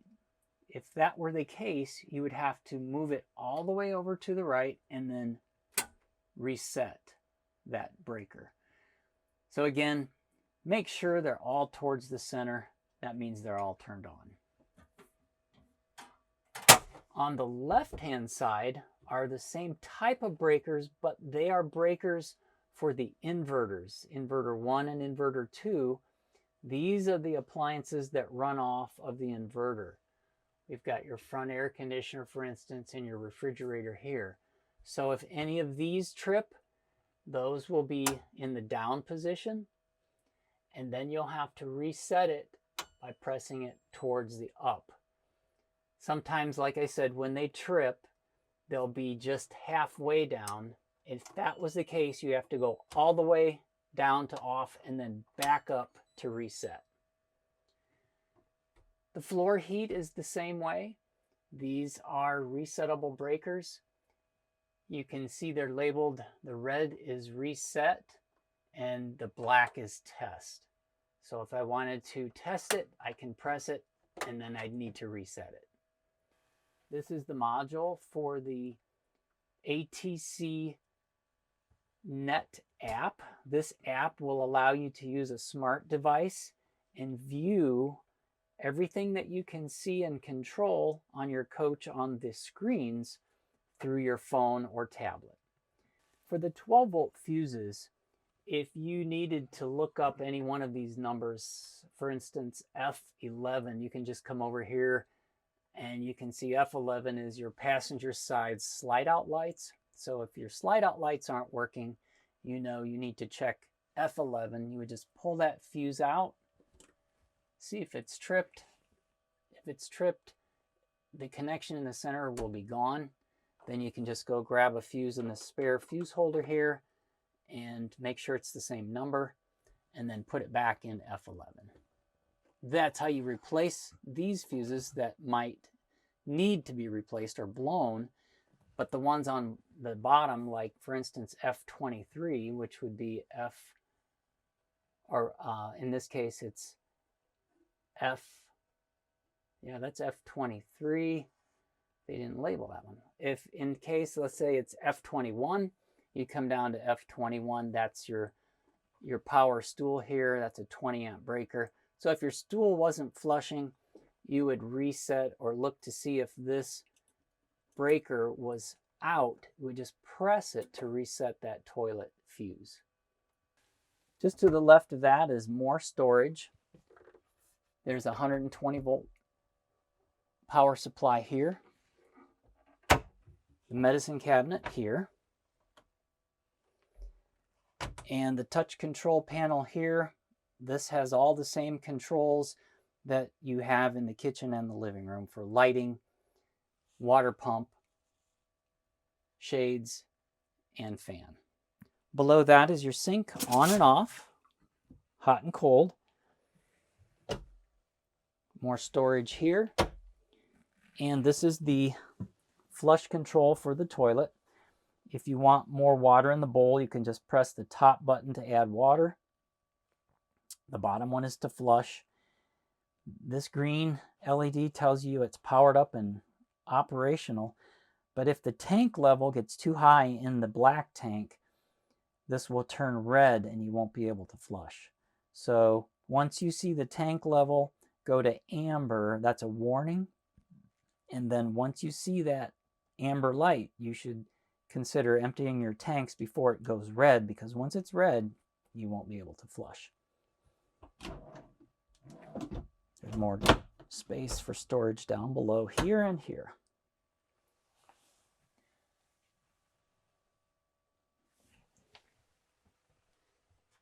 On our ceiling, we have our discharge for our HVAC and our exhaust fan. that we can turn on right here. So when you enter the bedroom, you have your pocket door here, and it's in the travel position, but to close the bedroom door, just push down. That releases the lock at the top. Now you can close the doors, and when they go all the way to the left, they lock again in the closed position. So to open the doors, you'd have to push down again to unlock, and then open the doors, and you'll hear the lock click back into the lock position.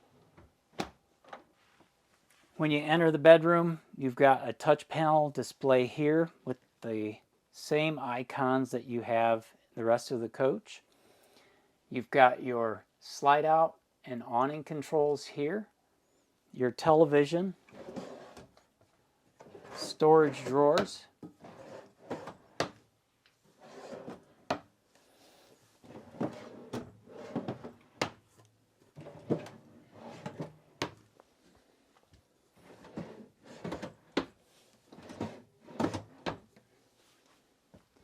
and if we open this window by going to the shades, in the bedroom we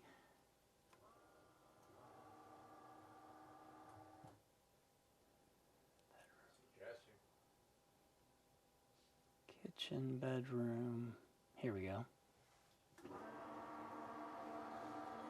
If we open the shade here in the bedroom, you'll notice that this is an exit window. So if in case of an emergency we needed to exit the coach, we just lift the lever up and we can exit out of this window.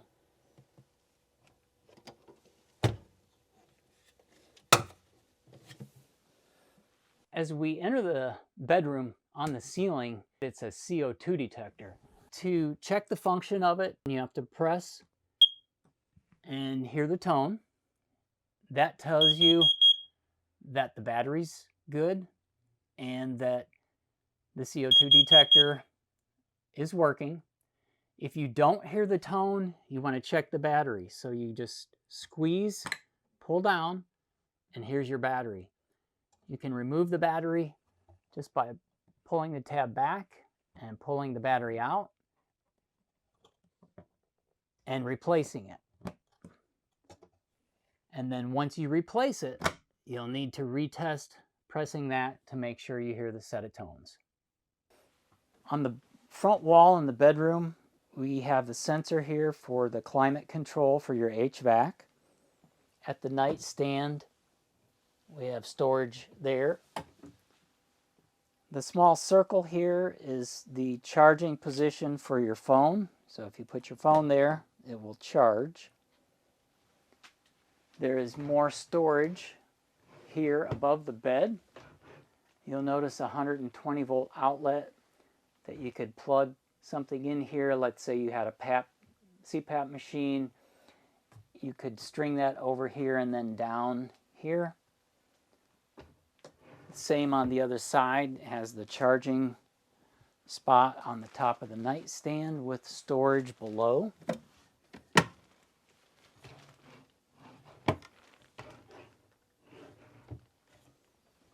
At the front of the bed, you can lift up, and this accesses the chairs and the table leaves, and more storage below here.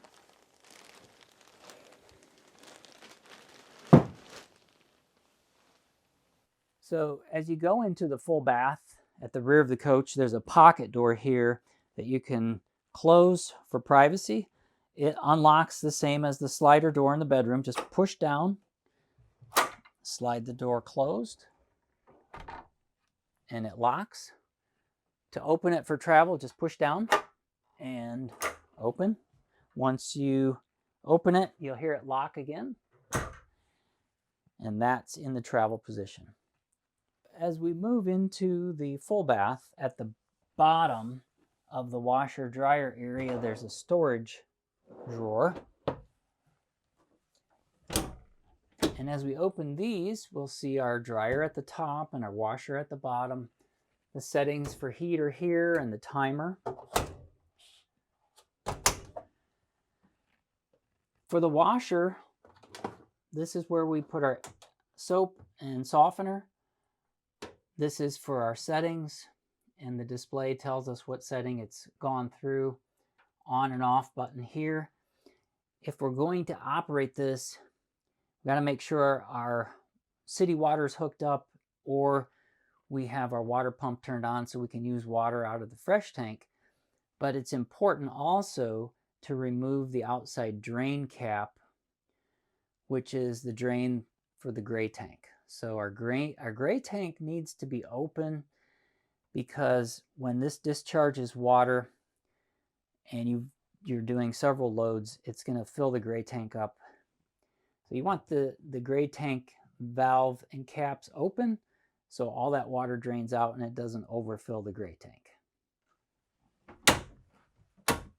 We move back in here to the lav position. We've got another door up here. This door, if we open it, we've got access to the back of the washer and dryer to plug it in or unplug it on the back wall, and for our hot and cold supply for wash. The toilet flush control is the same as the half bath. And on the wall, on the outside here, behind the toilet is an emergency exit door.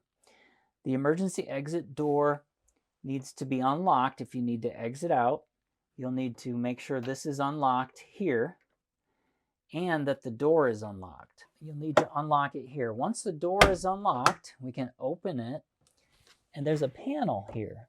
We can remove this panel, and now we can loosen the Velcro on the steps, and they fold out, and then just release or let the steps go down, and they'll extend. Now I can exit out of the coach.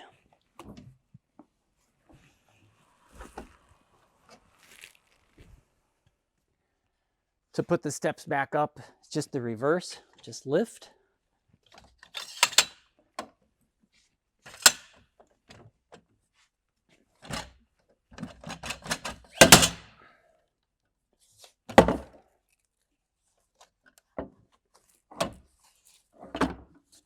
And put our Velcro strap back on.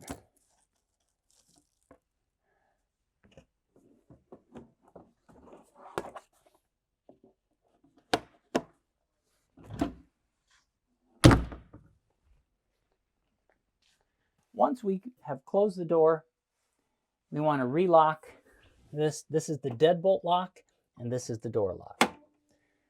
Just above that, we have our window in the door. We can open that. Has a screen, crank open and close. And of course the shade is a power shade. We just move that back down. We have another storage area here with closet.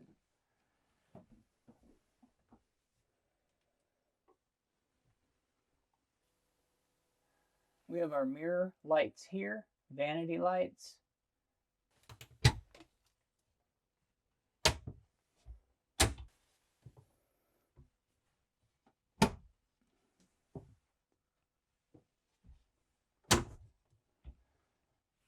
Dual sinks, on and off, hot and cold.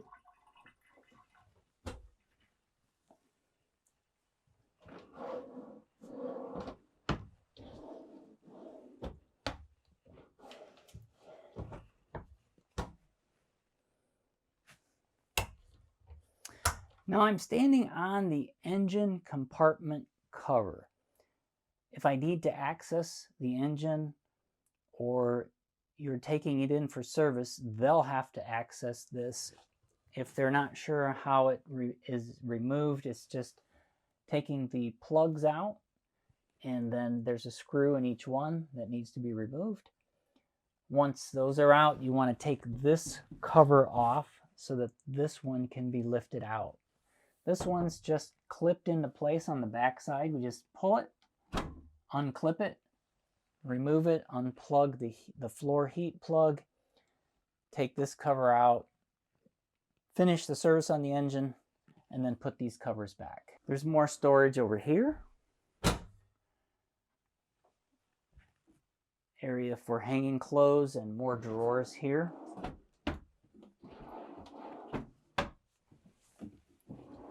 The louvers at the bottom of the drawers are for your heat. That's where heat comes out.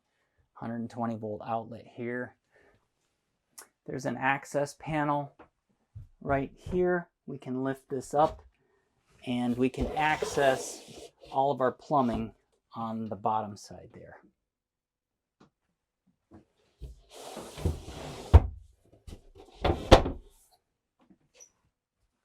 As we move over into the shower area, there's a lock here on the door. We want to make sure that's closed for travel, but open when we need to use the shower.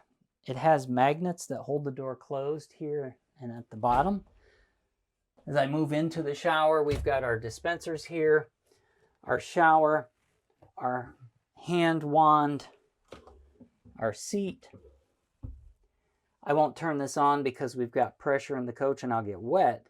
But the way this works is there's a light that you can turn on here. Once this light is turned on, and I'll do that now. So we want to turn the aquamizer on, which is here. So once we turn that aquamizer on, the light just above the control handle here will come on blue, and that allows the water to recirculate through here. And then once it's turning red, that means the water is hot. Once the water is hot, we'll turn this valve over to on instead of recirculate. Once we do that, we'll be able to adjust the temperature where we want, and whether we want to take a shower, we turn it up for the shower or over for the handle. When we're finished with our shower, we need to turn this off. So we'd come out and turn the aquamizer off.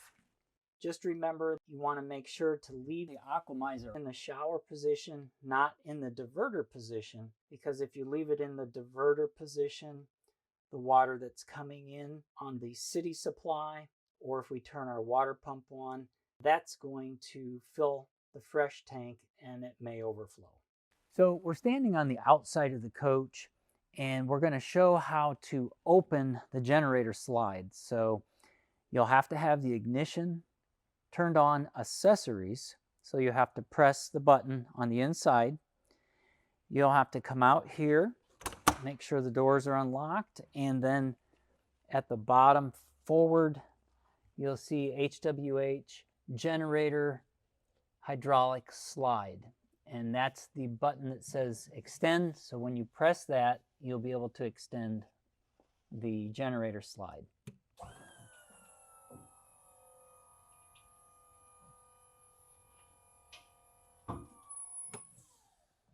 As we enter the gen slide area, we're just going to take a look at what the controls are here in the front. Starting at the bottom, you've got your windshield wiper solution. If you need to add solution, just take the cap off, add, and then put your cap back on.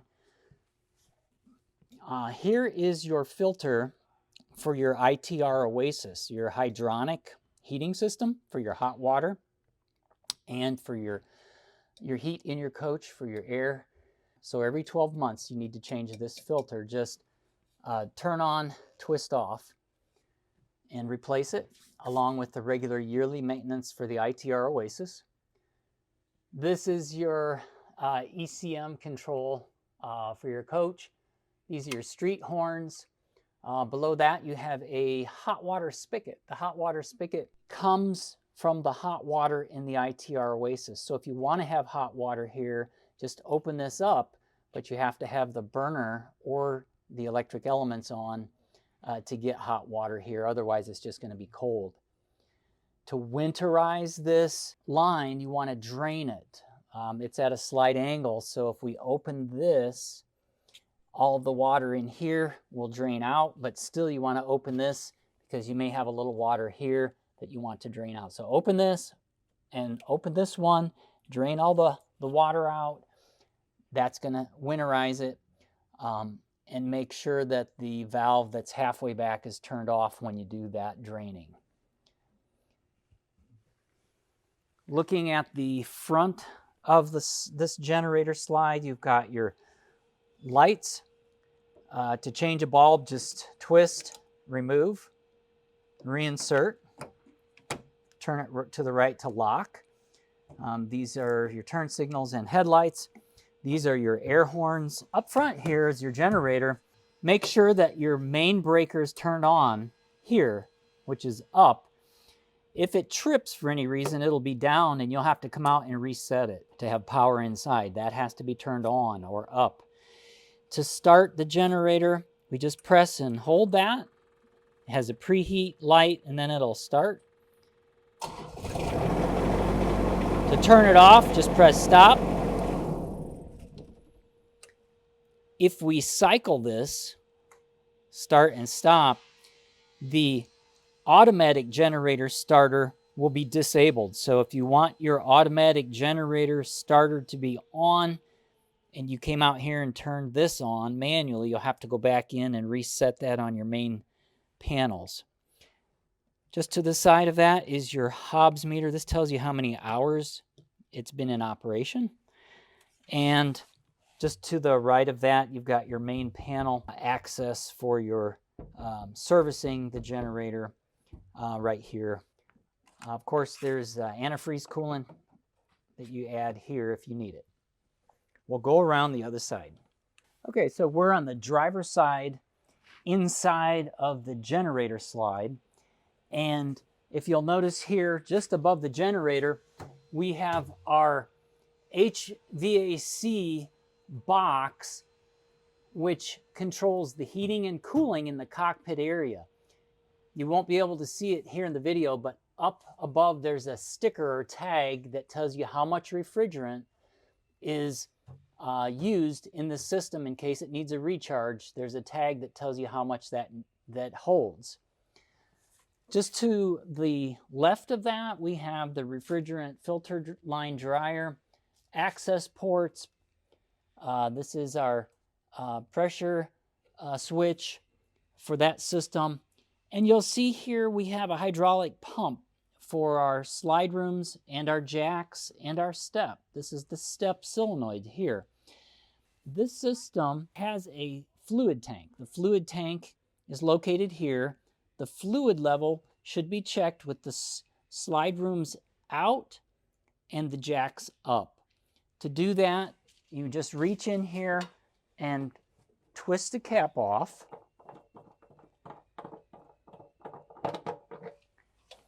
And then you can see the level of the fluid here. If you need to add it, you can add it in that same place and then just replace the cap. If for any reason your pump is not working, there is an additional fuse out here, and that fuse has a cover, and we can check the fuse here. It's a 5 amp. Just to the outside edge here, there's a drain. This drain is for water that accumulates on the roof that comes to this front corner. It drains out of this ductbill here. Now we'll close the generator slide after we turn the ignition switch on. The lighting on the front, starting at the bottom, those are your fog lights and marker lights. We have our turn signals, our bright and dim. Up at the top of the front cap, you'll notice the front camera. And just above the front camera are the marker lights. We have our mirrors, which are adjustable here. There are 3 set screws that hold that in place. If we loosen those Allen screws, all 3, then we can adjust or tilt that on the ball to make that in a better location if the one for the inside adjustment is not enough. The arm is also adjustable by accessing through this plug and the bolt. We can adjust the arm and then retighten it and put our plug back. You'll notice on the windshield there are 2 sensors here. This is for the rain sensor so that your auto wiper will come on. This is for the mobile eye. The mobile eye gives you indications of where you are in your lane or where traffic is in front of you. That displays on the dash, and those you can go into your settings and view. At the base of the bumper area, this is a radar type detection, and when you adjust your cruise, adaptive cruise control, that sensor is behind here, so you want to keep this clear of anything. Snow or ice will interfere with that operation, so if you do have snow or ice build up on that, clean that off so your adaptive cruise will work. We're standing here in front of the entrance door. You'll notice a sensor. There's a sensor at the front and the rear of the coach for blind spot detection.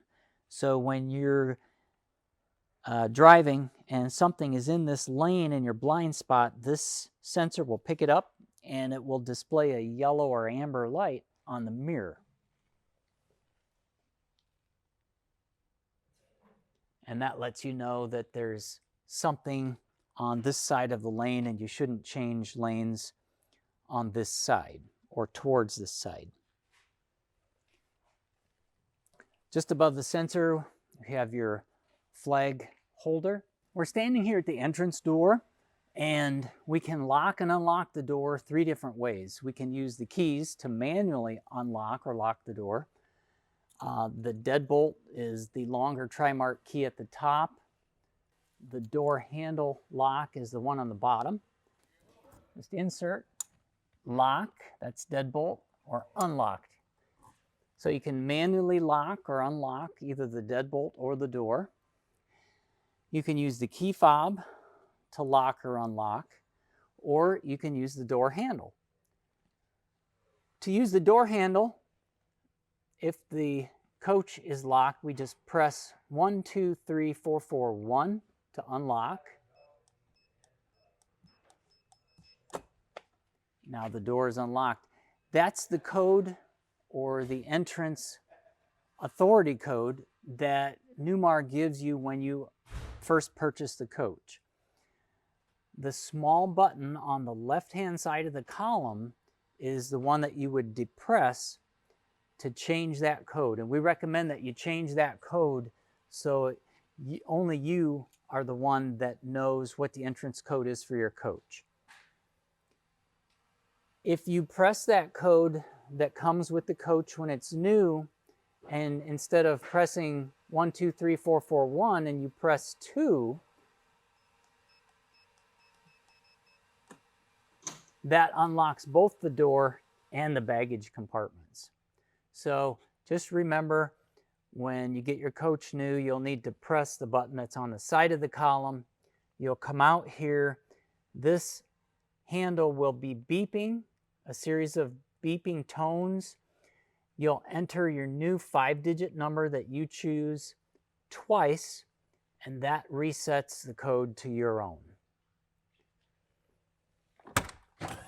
We can manually lock and unlock the doors from the inside just by pushing this down. That locks the handle. Up is unlock, and the deadbolt is the one at the top. We don't want to have that deadbolt locked or in the lock position when we close the door because it'll shear off the pin. So just make sure that is unlocked when the door is open. When the door closes, it latches here. If I close the door, the steps will close automatically with the door. And if I close the door just softly,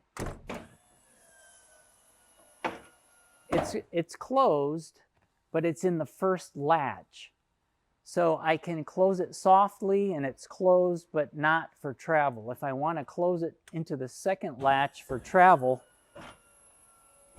I close it more firmly. Now the door is flush with the trim. And that's the way you want it before you travel.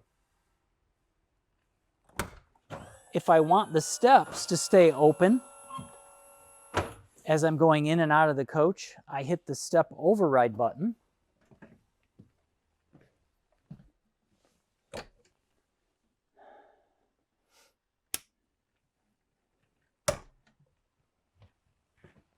And now when I close the door, the steps will stay extended.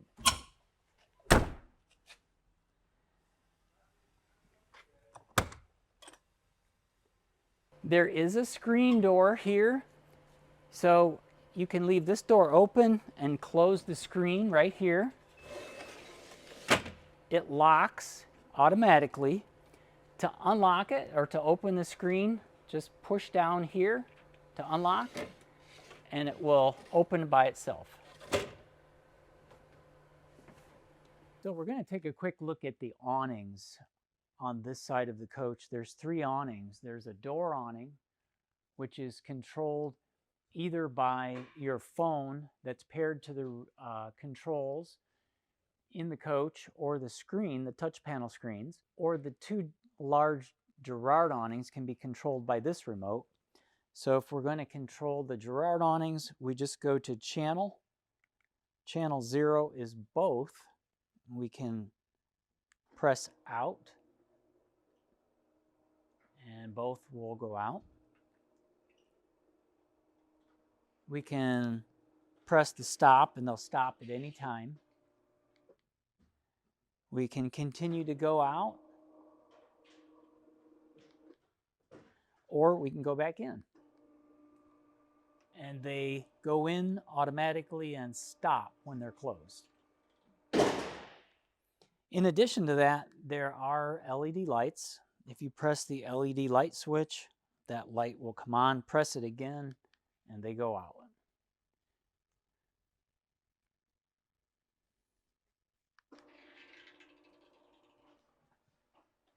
So if I want to choose just one awning to come out, like say channel 1, I would press out. If we bring this awning all the way out and it was fully extended and there was a wind that came up, if the awning starts to move up and down or whichever way back and forth enough, there's a sensor, it's called a shake sensor, that will make the awning close. We'll demonstrate that so you can see it. So just to give you a demonstration on how the awning would close if it got too windy, I've got a small dust broom washer, and I'm just going to move the awning a little bit. As long as you're plugged into shore power or your inverter's turned on, this function will work. So if we just shake the awning a little bit, the sensor will automatically close it.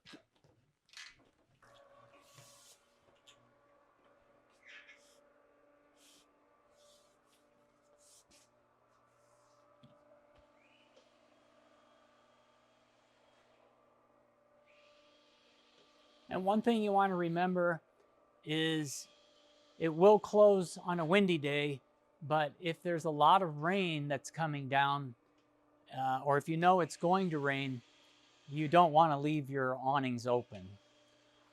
If there's a downpour, it's too much weight on the fabric, and you have a chance of collapsing the awning. So if you know it's going to storm or rain, even a light rain shower, you want to go ahead and just put your awning in. There are additional slide topper awnings on each of the slide outs, as well as a window awning here. The slide topper awnings just open by themselves because they're attached to the sidewall and to the room. So when it extends, the awning opens and the fabric covers the top of the room so that you don't get any water on top of your slide out. The one above the window here, that's operated by the panel or your smartphone. Here at the front, at the tire area, there is a series of small lanyards that you can pull to release the pressure out of the air tanks. You've got access here to your fuel. This fuel goes into the same tank regardless of whether you're filling it up on this side or the driver's side. They both go into the same tank. We have our marker light, docking light. These are soft closed doors. So once the door is open and you're ready to close it, you don't want to slam the door. You just want to close it softly, and then it'll pull itself in to lock. If you do use the key fob to lock it, the LED lights will go out. When you unlock it, you'll notice the LED light is back on. You can press it. Now, if you come to the coach and did not use the key fob to lock it, or the battery disconnect is off, you won't be able to use the key fob to unlock it. You'll have to have the battery disconnect turned on for this function to work. In our first compartment going back, we have the Dometic freezer.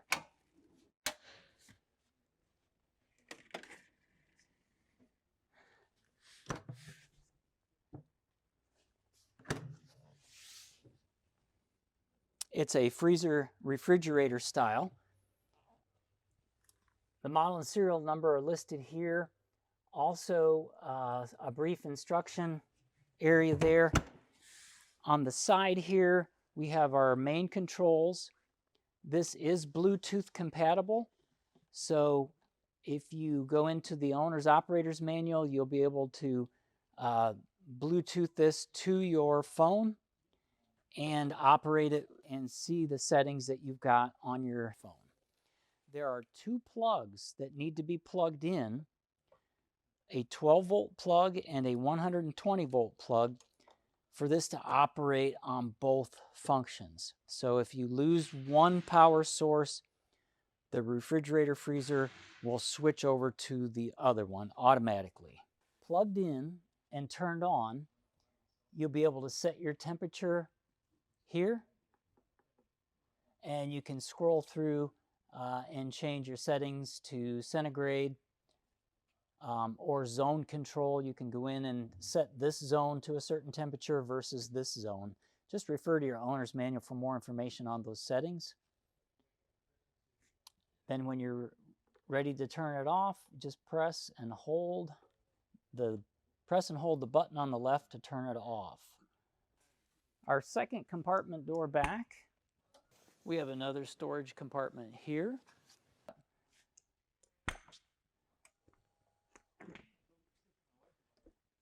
Another Easy Glide tray operated here.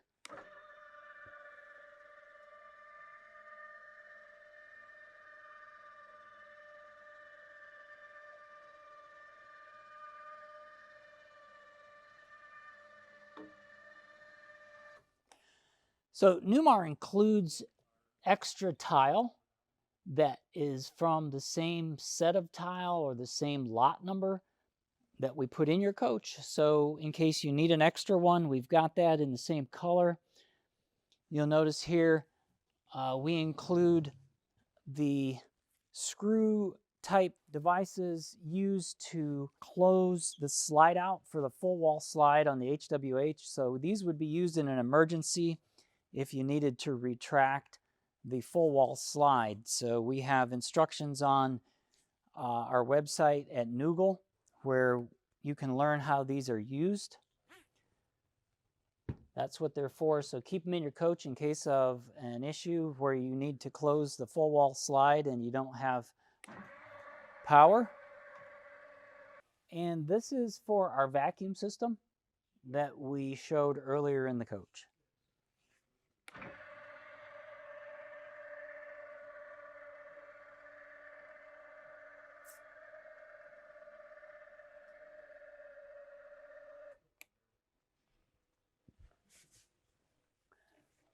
If you look at the top shelf area inside here, you'll notice on the back wall is your sink cylinder for your HWH full wall slide. If you would ever need to operate the slide manually, those small paddle levers at the top can be rotated or turned at a 90 degree, and then the process of using these screws to manually retract the slide can be done. These are your kitchen, living room, dresser, shade controls, dresser, living room, kitchen, dry contacts for your shades. This, of course, is your soft close mechanism.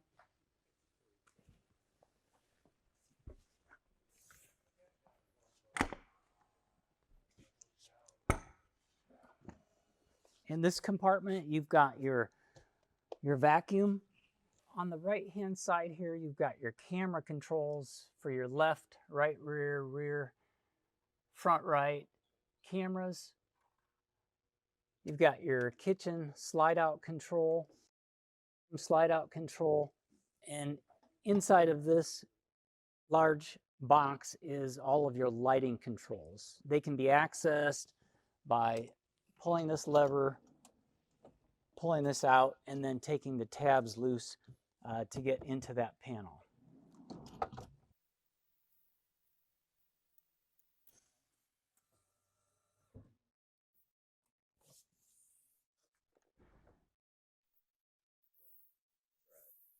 So this is your entertainment center. Your entertainment center television can be pulled out and rotated left or right.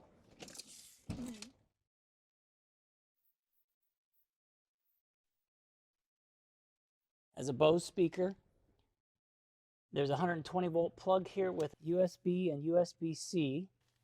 When you're done with the entertainment center, just push it back. There's a magnet that holds it in place.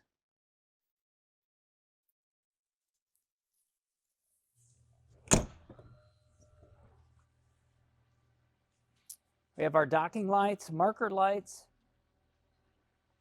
lane warning sensors. We have our jacks in between our axles. The jack pads should be checked to make sure that they're in good condition.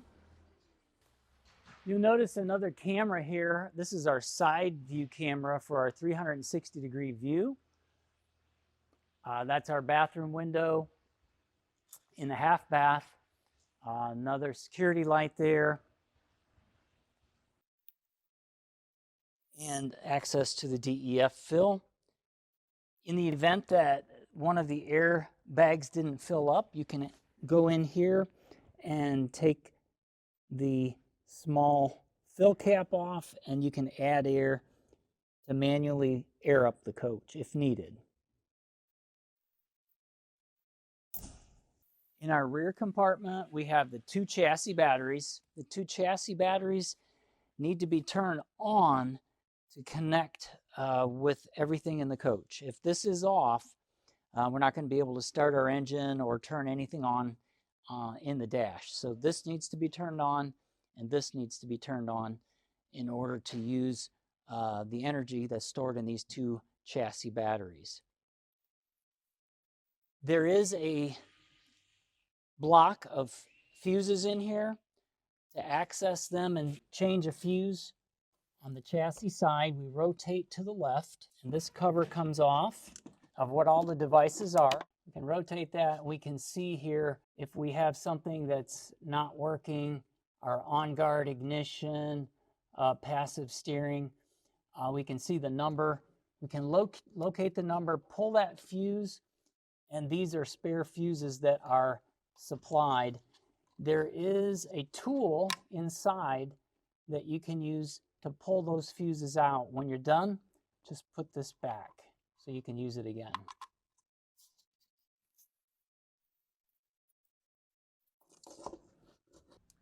Here we have our additional fuel and air dryer and fuel.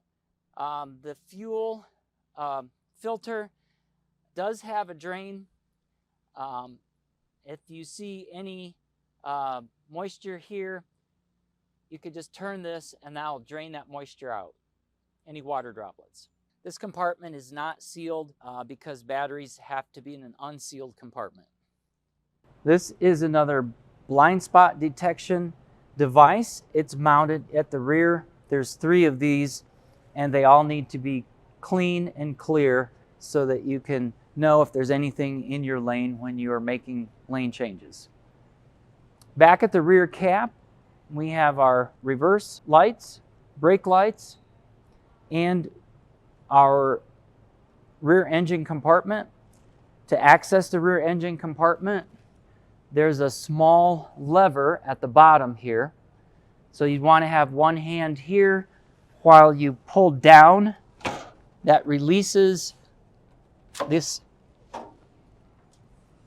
and you can open. Looking inside, starting at the right, you have your engine coolant. Engine coolant level is full cold here, and in the window you'll see it's red. This is the type of fluid that you'll need to add, but never remove this cap if the engine's been running because it'll be hot. Wait till the engine cools down before you add any engine antifreeze. This is your auxiliary air. If you need to connect the yellow hose that we showed earlier, make sure your engine's aired up. You can connect there, air up your tires or other inflatables. This is your oil dipstick. If you need to add oil to your engine, this is where you would add it. This is for your hydraulic system. The hydraulic oil level can be viewed by removing this. There's a dipstick in here. You can check your fluid level here. And twist to close. There's an Oasis ITR overflow bottle here. Century fluid is what's the name of the fluid inside. You can get that from Newmar. Just above that, you have your transmission dipstick. Just turn, pull out, and check your fluid level and add if needed. Here at the center is our engine block heater cord. This needs to be plugged in so that when you turn your engine preheat or engine block heater on, this indicator will tell you if you need to replace your engine air filter.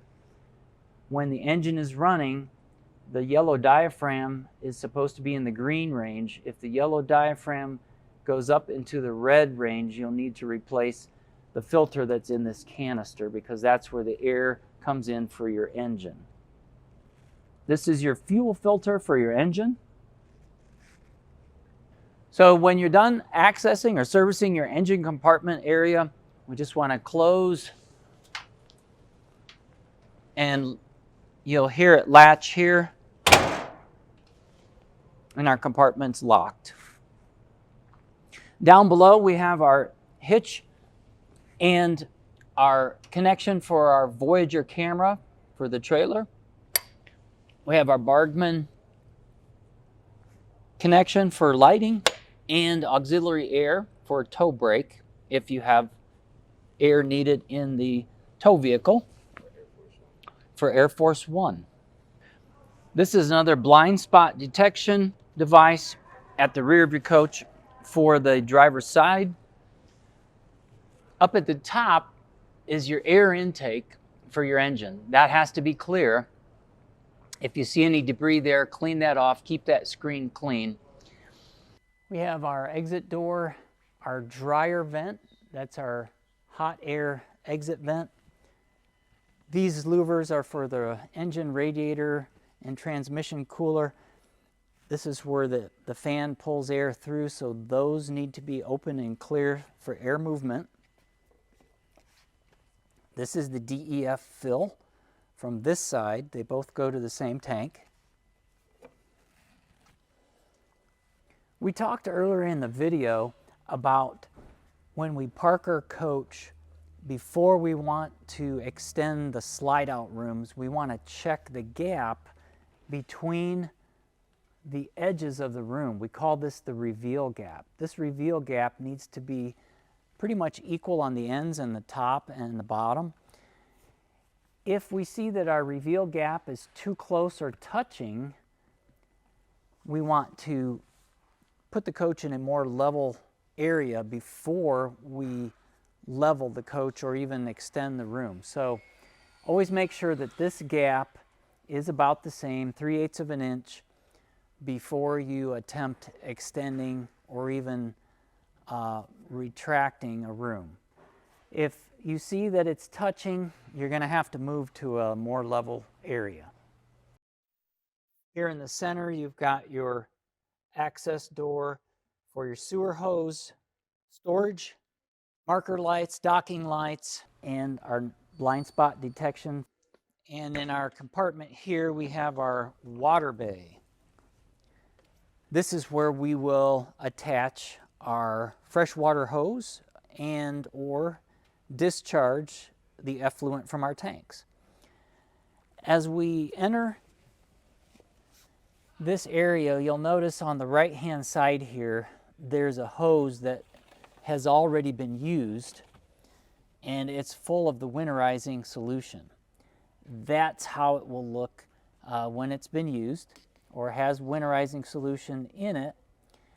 If we want to winterize again in the fall or winter for next year, we'll have to remove this cap, put it into the winterizing solution, turn our water pump on, and open these valves. That process is outlined right in the top center here, how to use your winterizing kit. And it goes through draining, removing the whole house cartridge filter, which is here, because you don't want to run antifreeze through it. How to close low point hot and cold valves, and just follow these instructions to winterize your coach. Moving over to the back wall here, this is your water pump. You'll hear this pump turn on when you turn your water pump on the screen there or inside. There is a small screen. If I turn this and rotate, you'll see a screen right here that can be removed. This screen is just a twist off screen. You can take that off if you're not getting any water inside. You can take that out and clean the screen and put that back on. Just beside that is a sensor for this area. This sensor, when it reaches about 37 degrees, will turn on the ITR Oasis heating core. The fans will come on and heat this to keep your water and tanks from freezing. If the Oasis is turned. Yeah.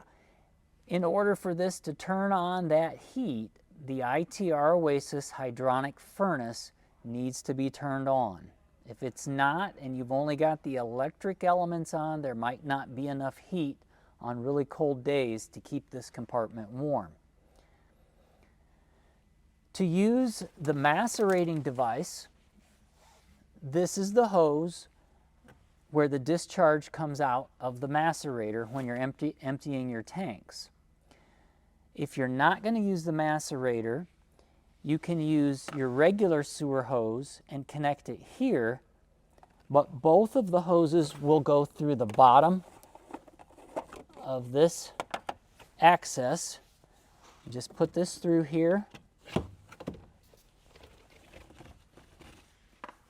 and extend this to the sewer dump.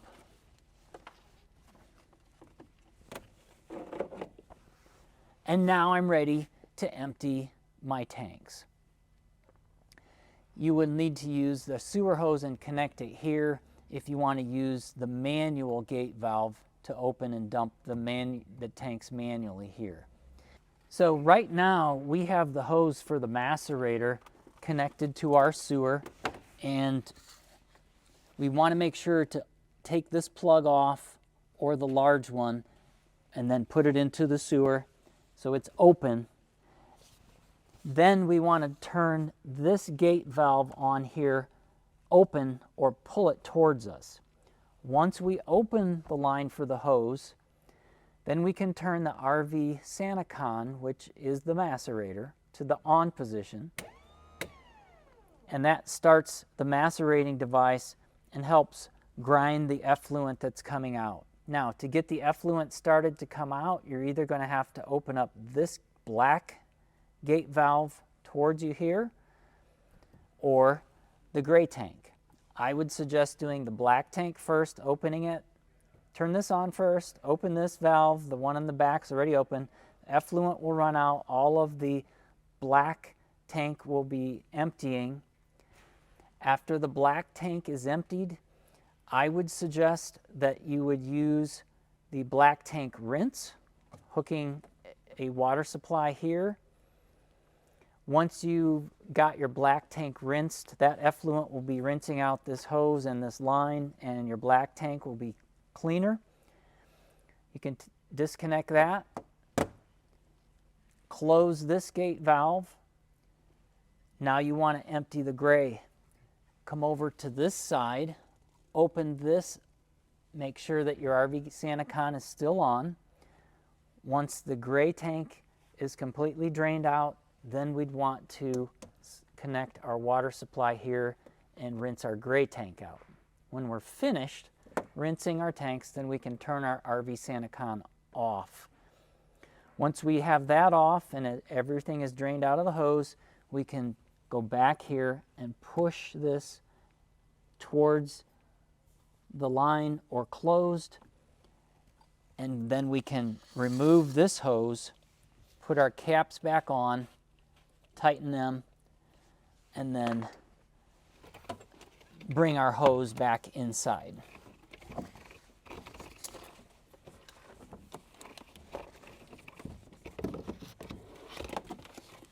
The same would go if we were using the manual gate valve here. We'd hook our hose on to the sewer and drain the black tank and the gray, but we would not need to turn the RV Sani-Con on because it's not coming through the smaller hose, just going through the big hose and dumping out. Again, black tank first, gray tank second, and then you can rinse both tanks if you choose. There's a black tank rinse low point drain, so if we use these two to rinse our tanks, we can open these up and the line that supplies these water sources will drain that water out. That would be done if you were going to winterize. This is the screen that you have to view your tank levels. Either when you're filling it with water or emptying them, you can check the levels. Fresh, gray, black, and LP. You'll notice at the very bottom here there's a water pump on and off. There's autofill for your fresh tank and top off. You can turn those functions on if you want to have it autofill your tank or top off. Now, in order to autofill your tank or top off, you'll have to have your main water hose supply connected to a water source of not more than 60 psi. So we'll extend this, connect it to our water source. Now I can use that to fill my freshwater tank and or have city water available inside the coach. If I'm just filling the freshwater tank, this is the position that I want the dial to be. If I want to have city supply automatically coming in, I would move it here. And if I want to have auto tank fill and auto city, I would move it and point it towards the top one.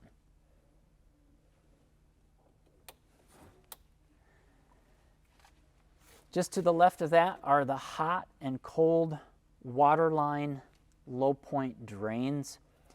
You'll need to open these drains and drain all the water out before you winterize. After they're completely drained, you'd want to close them before you add the winterizing solution. When you're finished in this area and you want to rinse your hands or some hoses, we have this shower. You can remove the handle and then turn this on and rinse your hoses.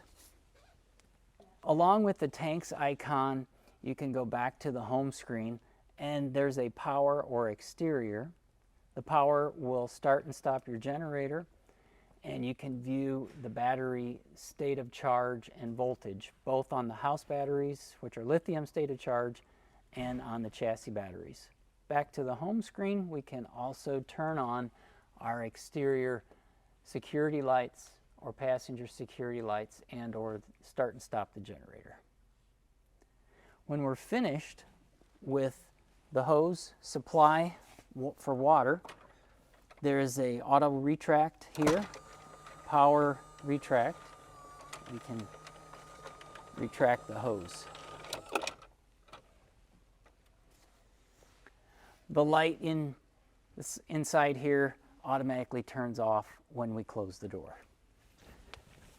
So our next compartment is our cord reel compartment. There is a warning label on here that just tells you what it is and that you don't want to exceed the voltage rating. Our cord reel is powered, so once we pull it out manually and plug in, when it comes time to store it, we can just retract it here. In this compartment, when we're plugged in, that power goes through our transfer switch. Our transfer switch is responsible for the power coming from either the generator or the short cord, and it transfers between the two. Whenever we have power coming in from the generator, it's going to use the generator power. If we lose the generator or that power, it will take the power from the cord. That power, whether it's coming in through the generator gray or the black cord at the bottom, goes in here and then into your coach, into your breaker box. It is displayed right here on this panel. It's called the RV Power Monitor, and it tells you how much power you have on each leg and how much amperage you're using on each leg.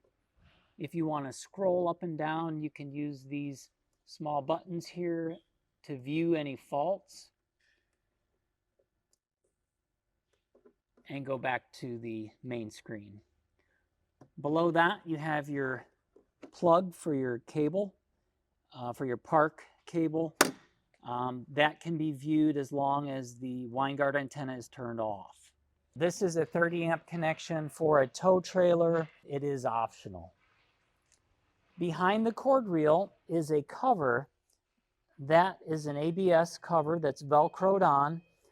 When you pull it, the Velcro releases.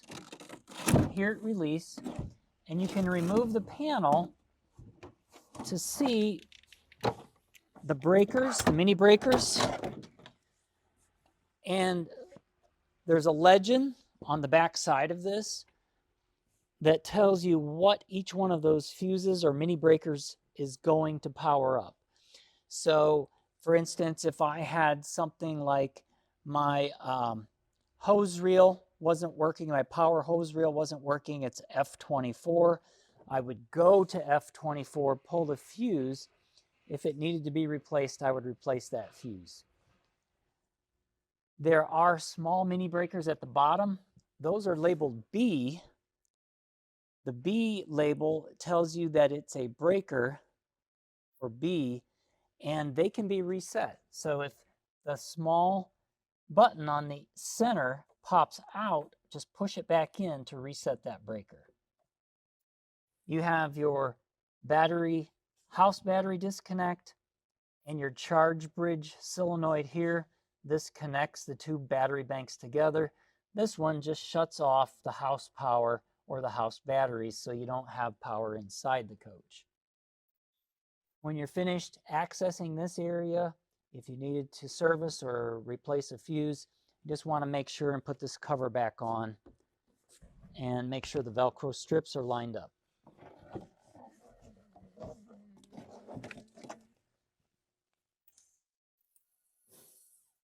In this compartment is the ITR Oasis. This is your hydronic furnace for heat on the inside and for hot water. This has to be turned on at the top here, and the power has to be showing green in order for you to control the settings on the inside panels. If this isn't turned on, you won't be able to turn the furnace on the inside. If for any reason the control on the inside isn't working, but this one is on, we do supply a secondary panel that is a manual one that you can plug in here to your silver box cable and then connect this so that you can operate it manually. If any of the lower 1, 2, 3, 4 buttons are red, then you have an igniter flame out voltage or low water issue. If you see a red light, that means you have a fault and you should get to service. The ones that are up on the top 1, 2, 3, 4, 5 are all green. If they flash green, they're at a fault. So if you see a flashing green, that's a compressor fault. If you see a flashing fuel pump, that's a fault of the fuel pump, and those would require service. At the box on the right-hand side, the silver one, they are also green, but if they turn red, look at the label, and you'll have to have service on that as well. There are fuses in that box, so if you do have a red light, check the fuse first before you call service. When this is on, you'll see a flame through this window back. It's a whitish orange flame when it's running, but there are 2 heating elements in here, so when the heating elements are on, you won't be able to see that, but you will be able to tell on the panel when they're on. Or you'll see it here as well. The green light will be on AC heat. So this has to be on in the wintertime. Remember, if you want to have protection against freezing in your water compartment. So to protect your water bay from freezing, make sure you turn this burner system on, not just the heating elements.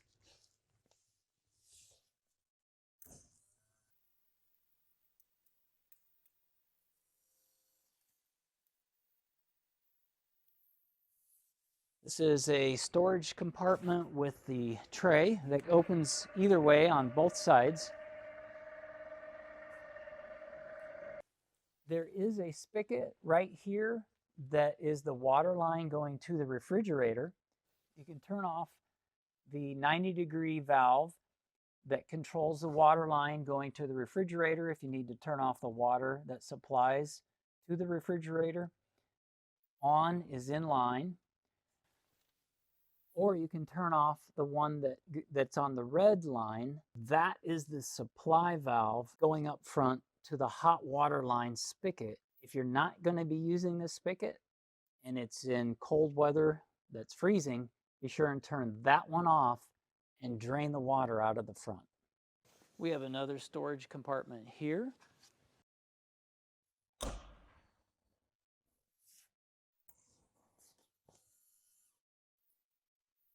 This is your battery and inverter compartment for your lithium batteries and your inverter chargers. So these inverter chargers need to be turned on and left on. So you always want to have your inverter turned on because that supplies power to your refrigerator in case you have a power loss at your shore cord.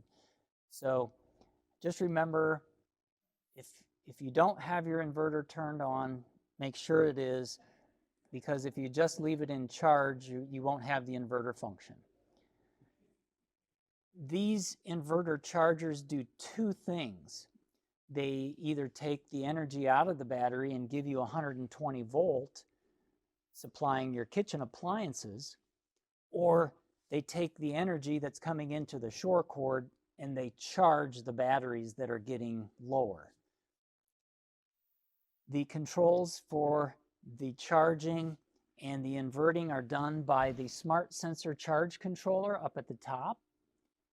And the small blue lit button in the overhead above the driver's seat is a replica of the blue button on this box at the bottom that you can't see it. So if for any reason you needed to turn the lithium battery system off and the one in the overhead wasn't working, you could come out here and turn it off at the bottom one. It's the same blue LED button at the bottom of this BMS. If you do any removing of any of these items and you're not sure how it was wired, the wiring instructions, the schematic is right here. Just make sure you follow the schematic when you put the plugs back in place. Just on the side of the batteries here, there's a windshield wiper squeegee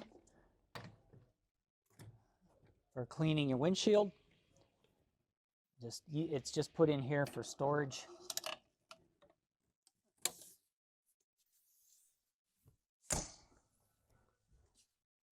This is for your fuel. It fills the same tank as the opposite side. Marker light, docking light. So before you open the slide out, you want to check this gap between the fascia and the Z-trim. This is Z-trim, this is fascia. If this gap is too close or touching almost, you don't want to open the slide out. You want to get to a more level position or level area. Once you're in a more level area, then this gap should be even all the way around, and then you could operate your slide out or extend it open. You always want to do that when you're on air ride. So wherever you park or before you leave and you want to run your slide, make sure your airbags are full and you're on air before you extend or retract your slide out. In our most forward compartment on the driver's side is electrical. It has the spare fuses here. If you blow a fuse for any of the cockpit area, it has spare fuses in here if you blow anything on the chassis side. So whenever you look in this area, you're going to see these fuses have a red light just below them. So if you blow a fuse, that fuse can be removed. You can get one that matches it and put it back, because you'll see when you put it back, the red light that was on will go out when you put a good fuse in there. If you need to change a fuse on this, they're not labeled on the outside, but on the back side. So you can read what these are. On the board, you can see what each one's labeled. Like this one's the auxiliary battery, jack buzzer. This one is the 12-volt outlet. This one is the power window. So if any of those things aren't working, that's the fuse you'd check, because the name of that item is right beside the fuse. For this one, you have to take it off and you have to remove the panel and flip the panel over to see what the name is of what's not working. And then you would have to go to that fuse by number on the back side. So if let's say the seat didn't have any heat, you'd go to F23. Or if the radio didn't work, D2. Or let's say the blower is F33. So then you would go to that number, find that fuse or relay, pull it, replace it, and then check whatever it was that wasn't working, make sure it's back online, and then put your cover back in place.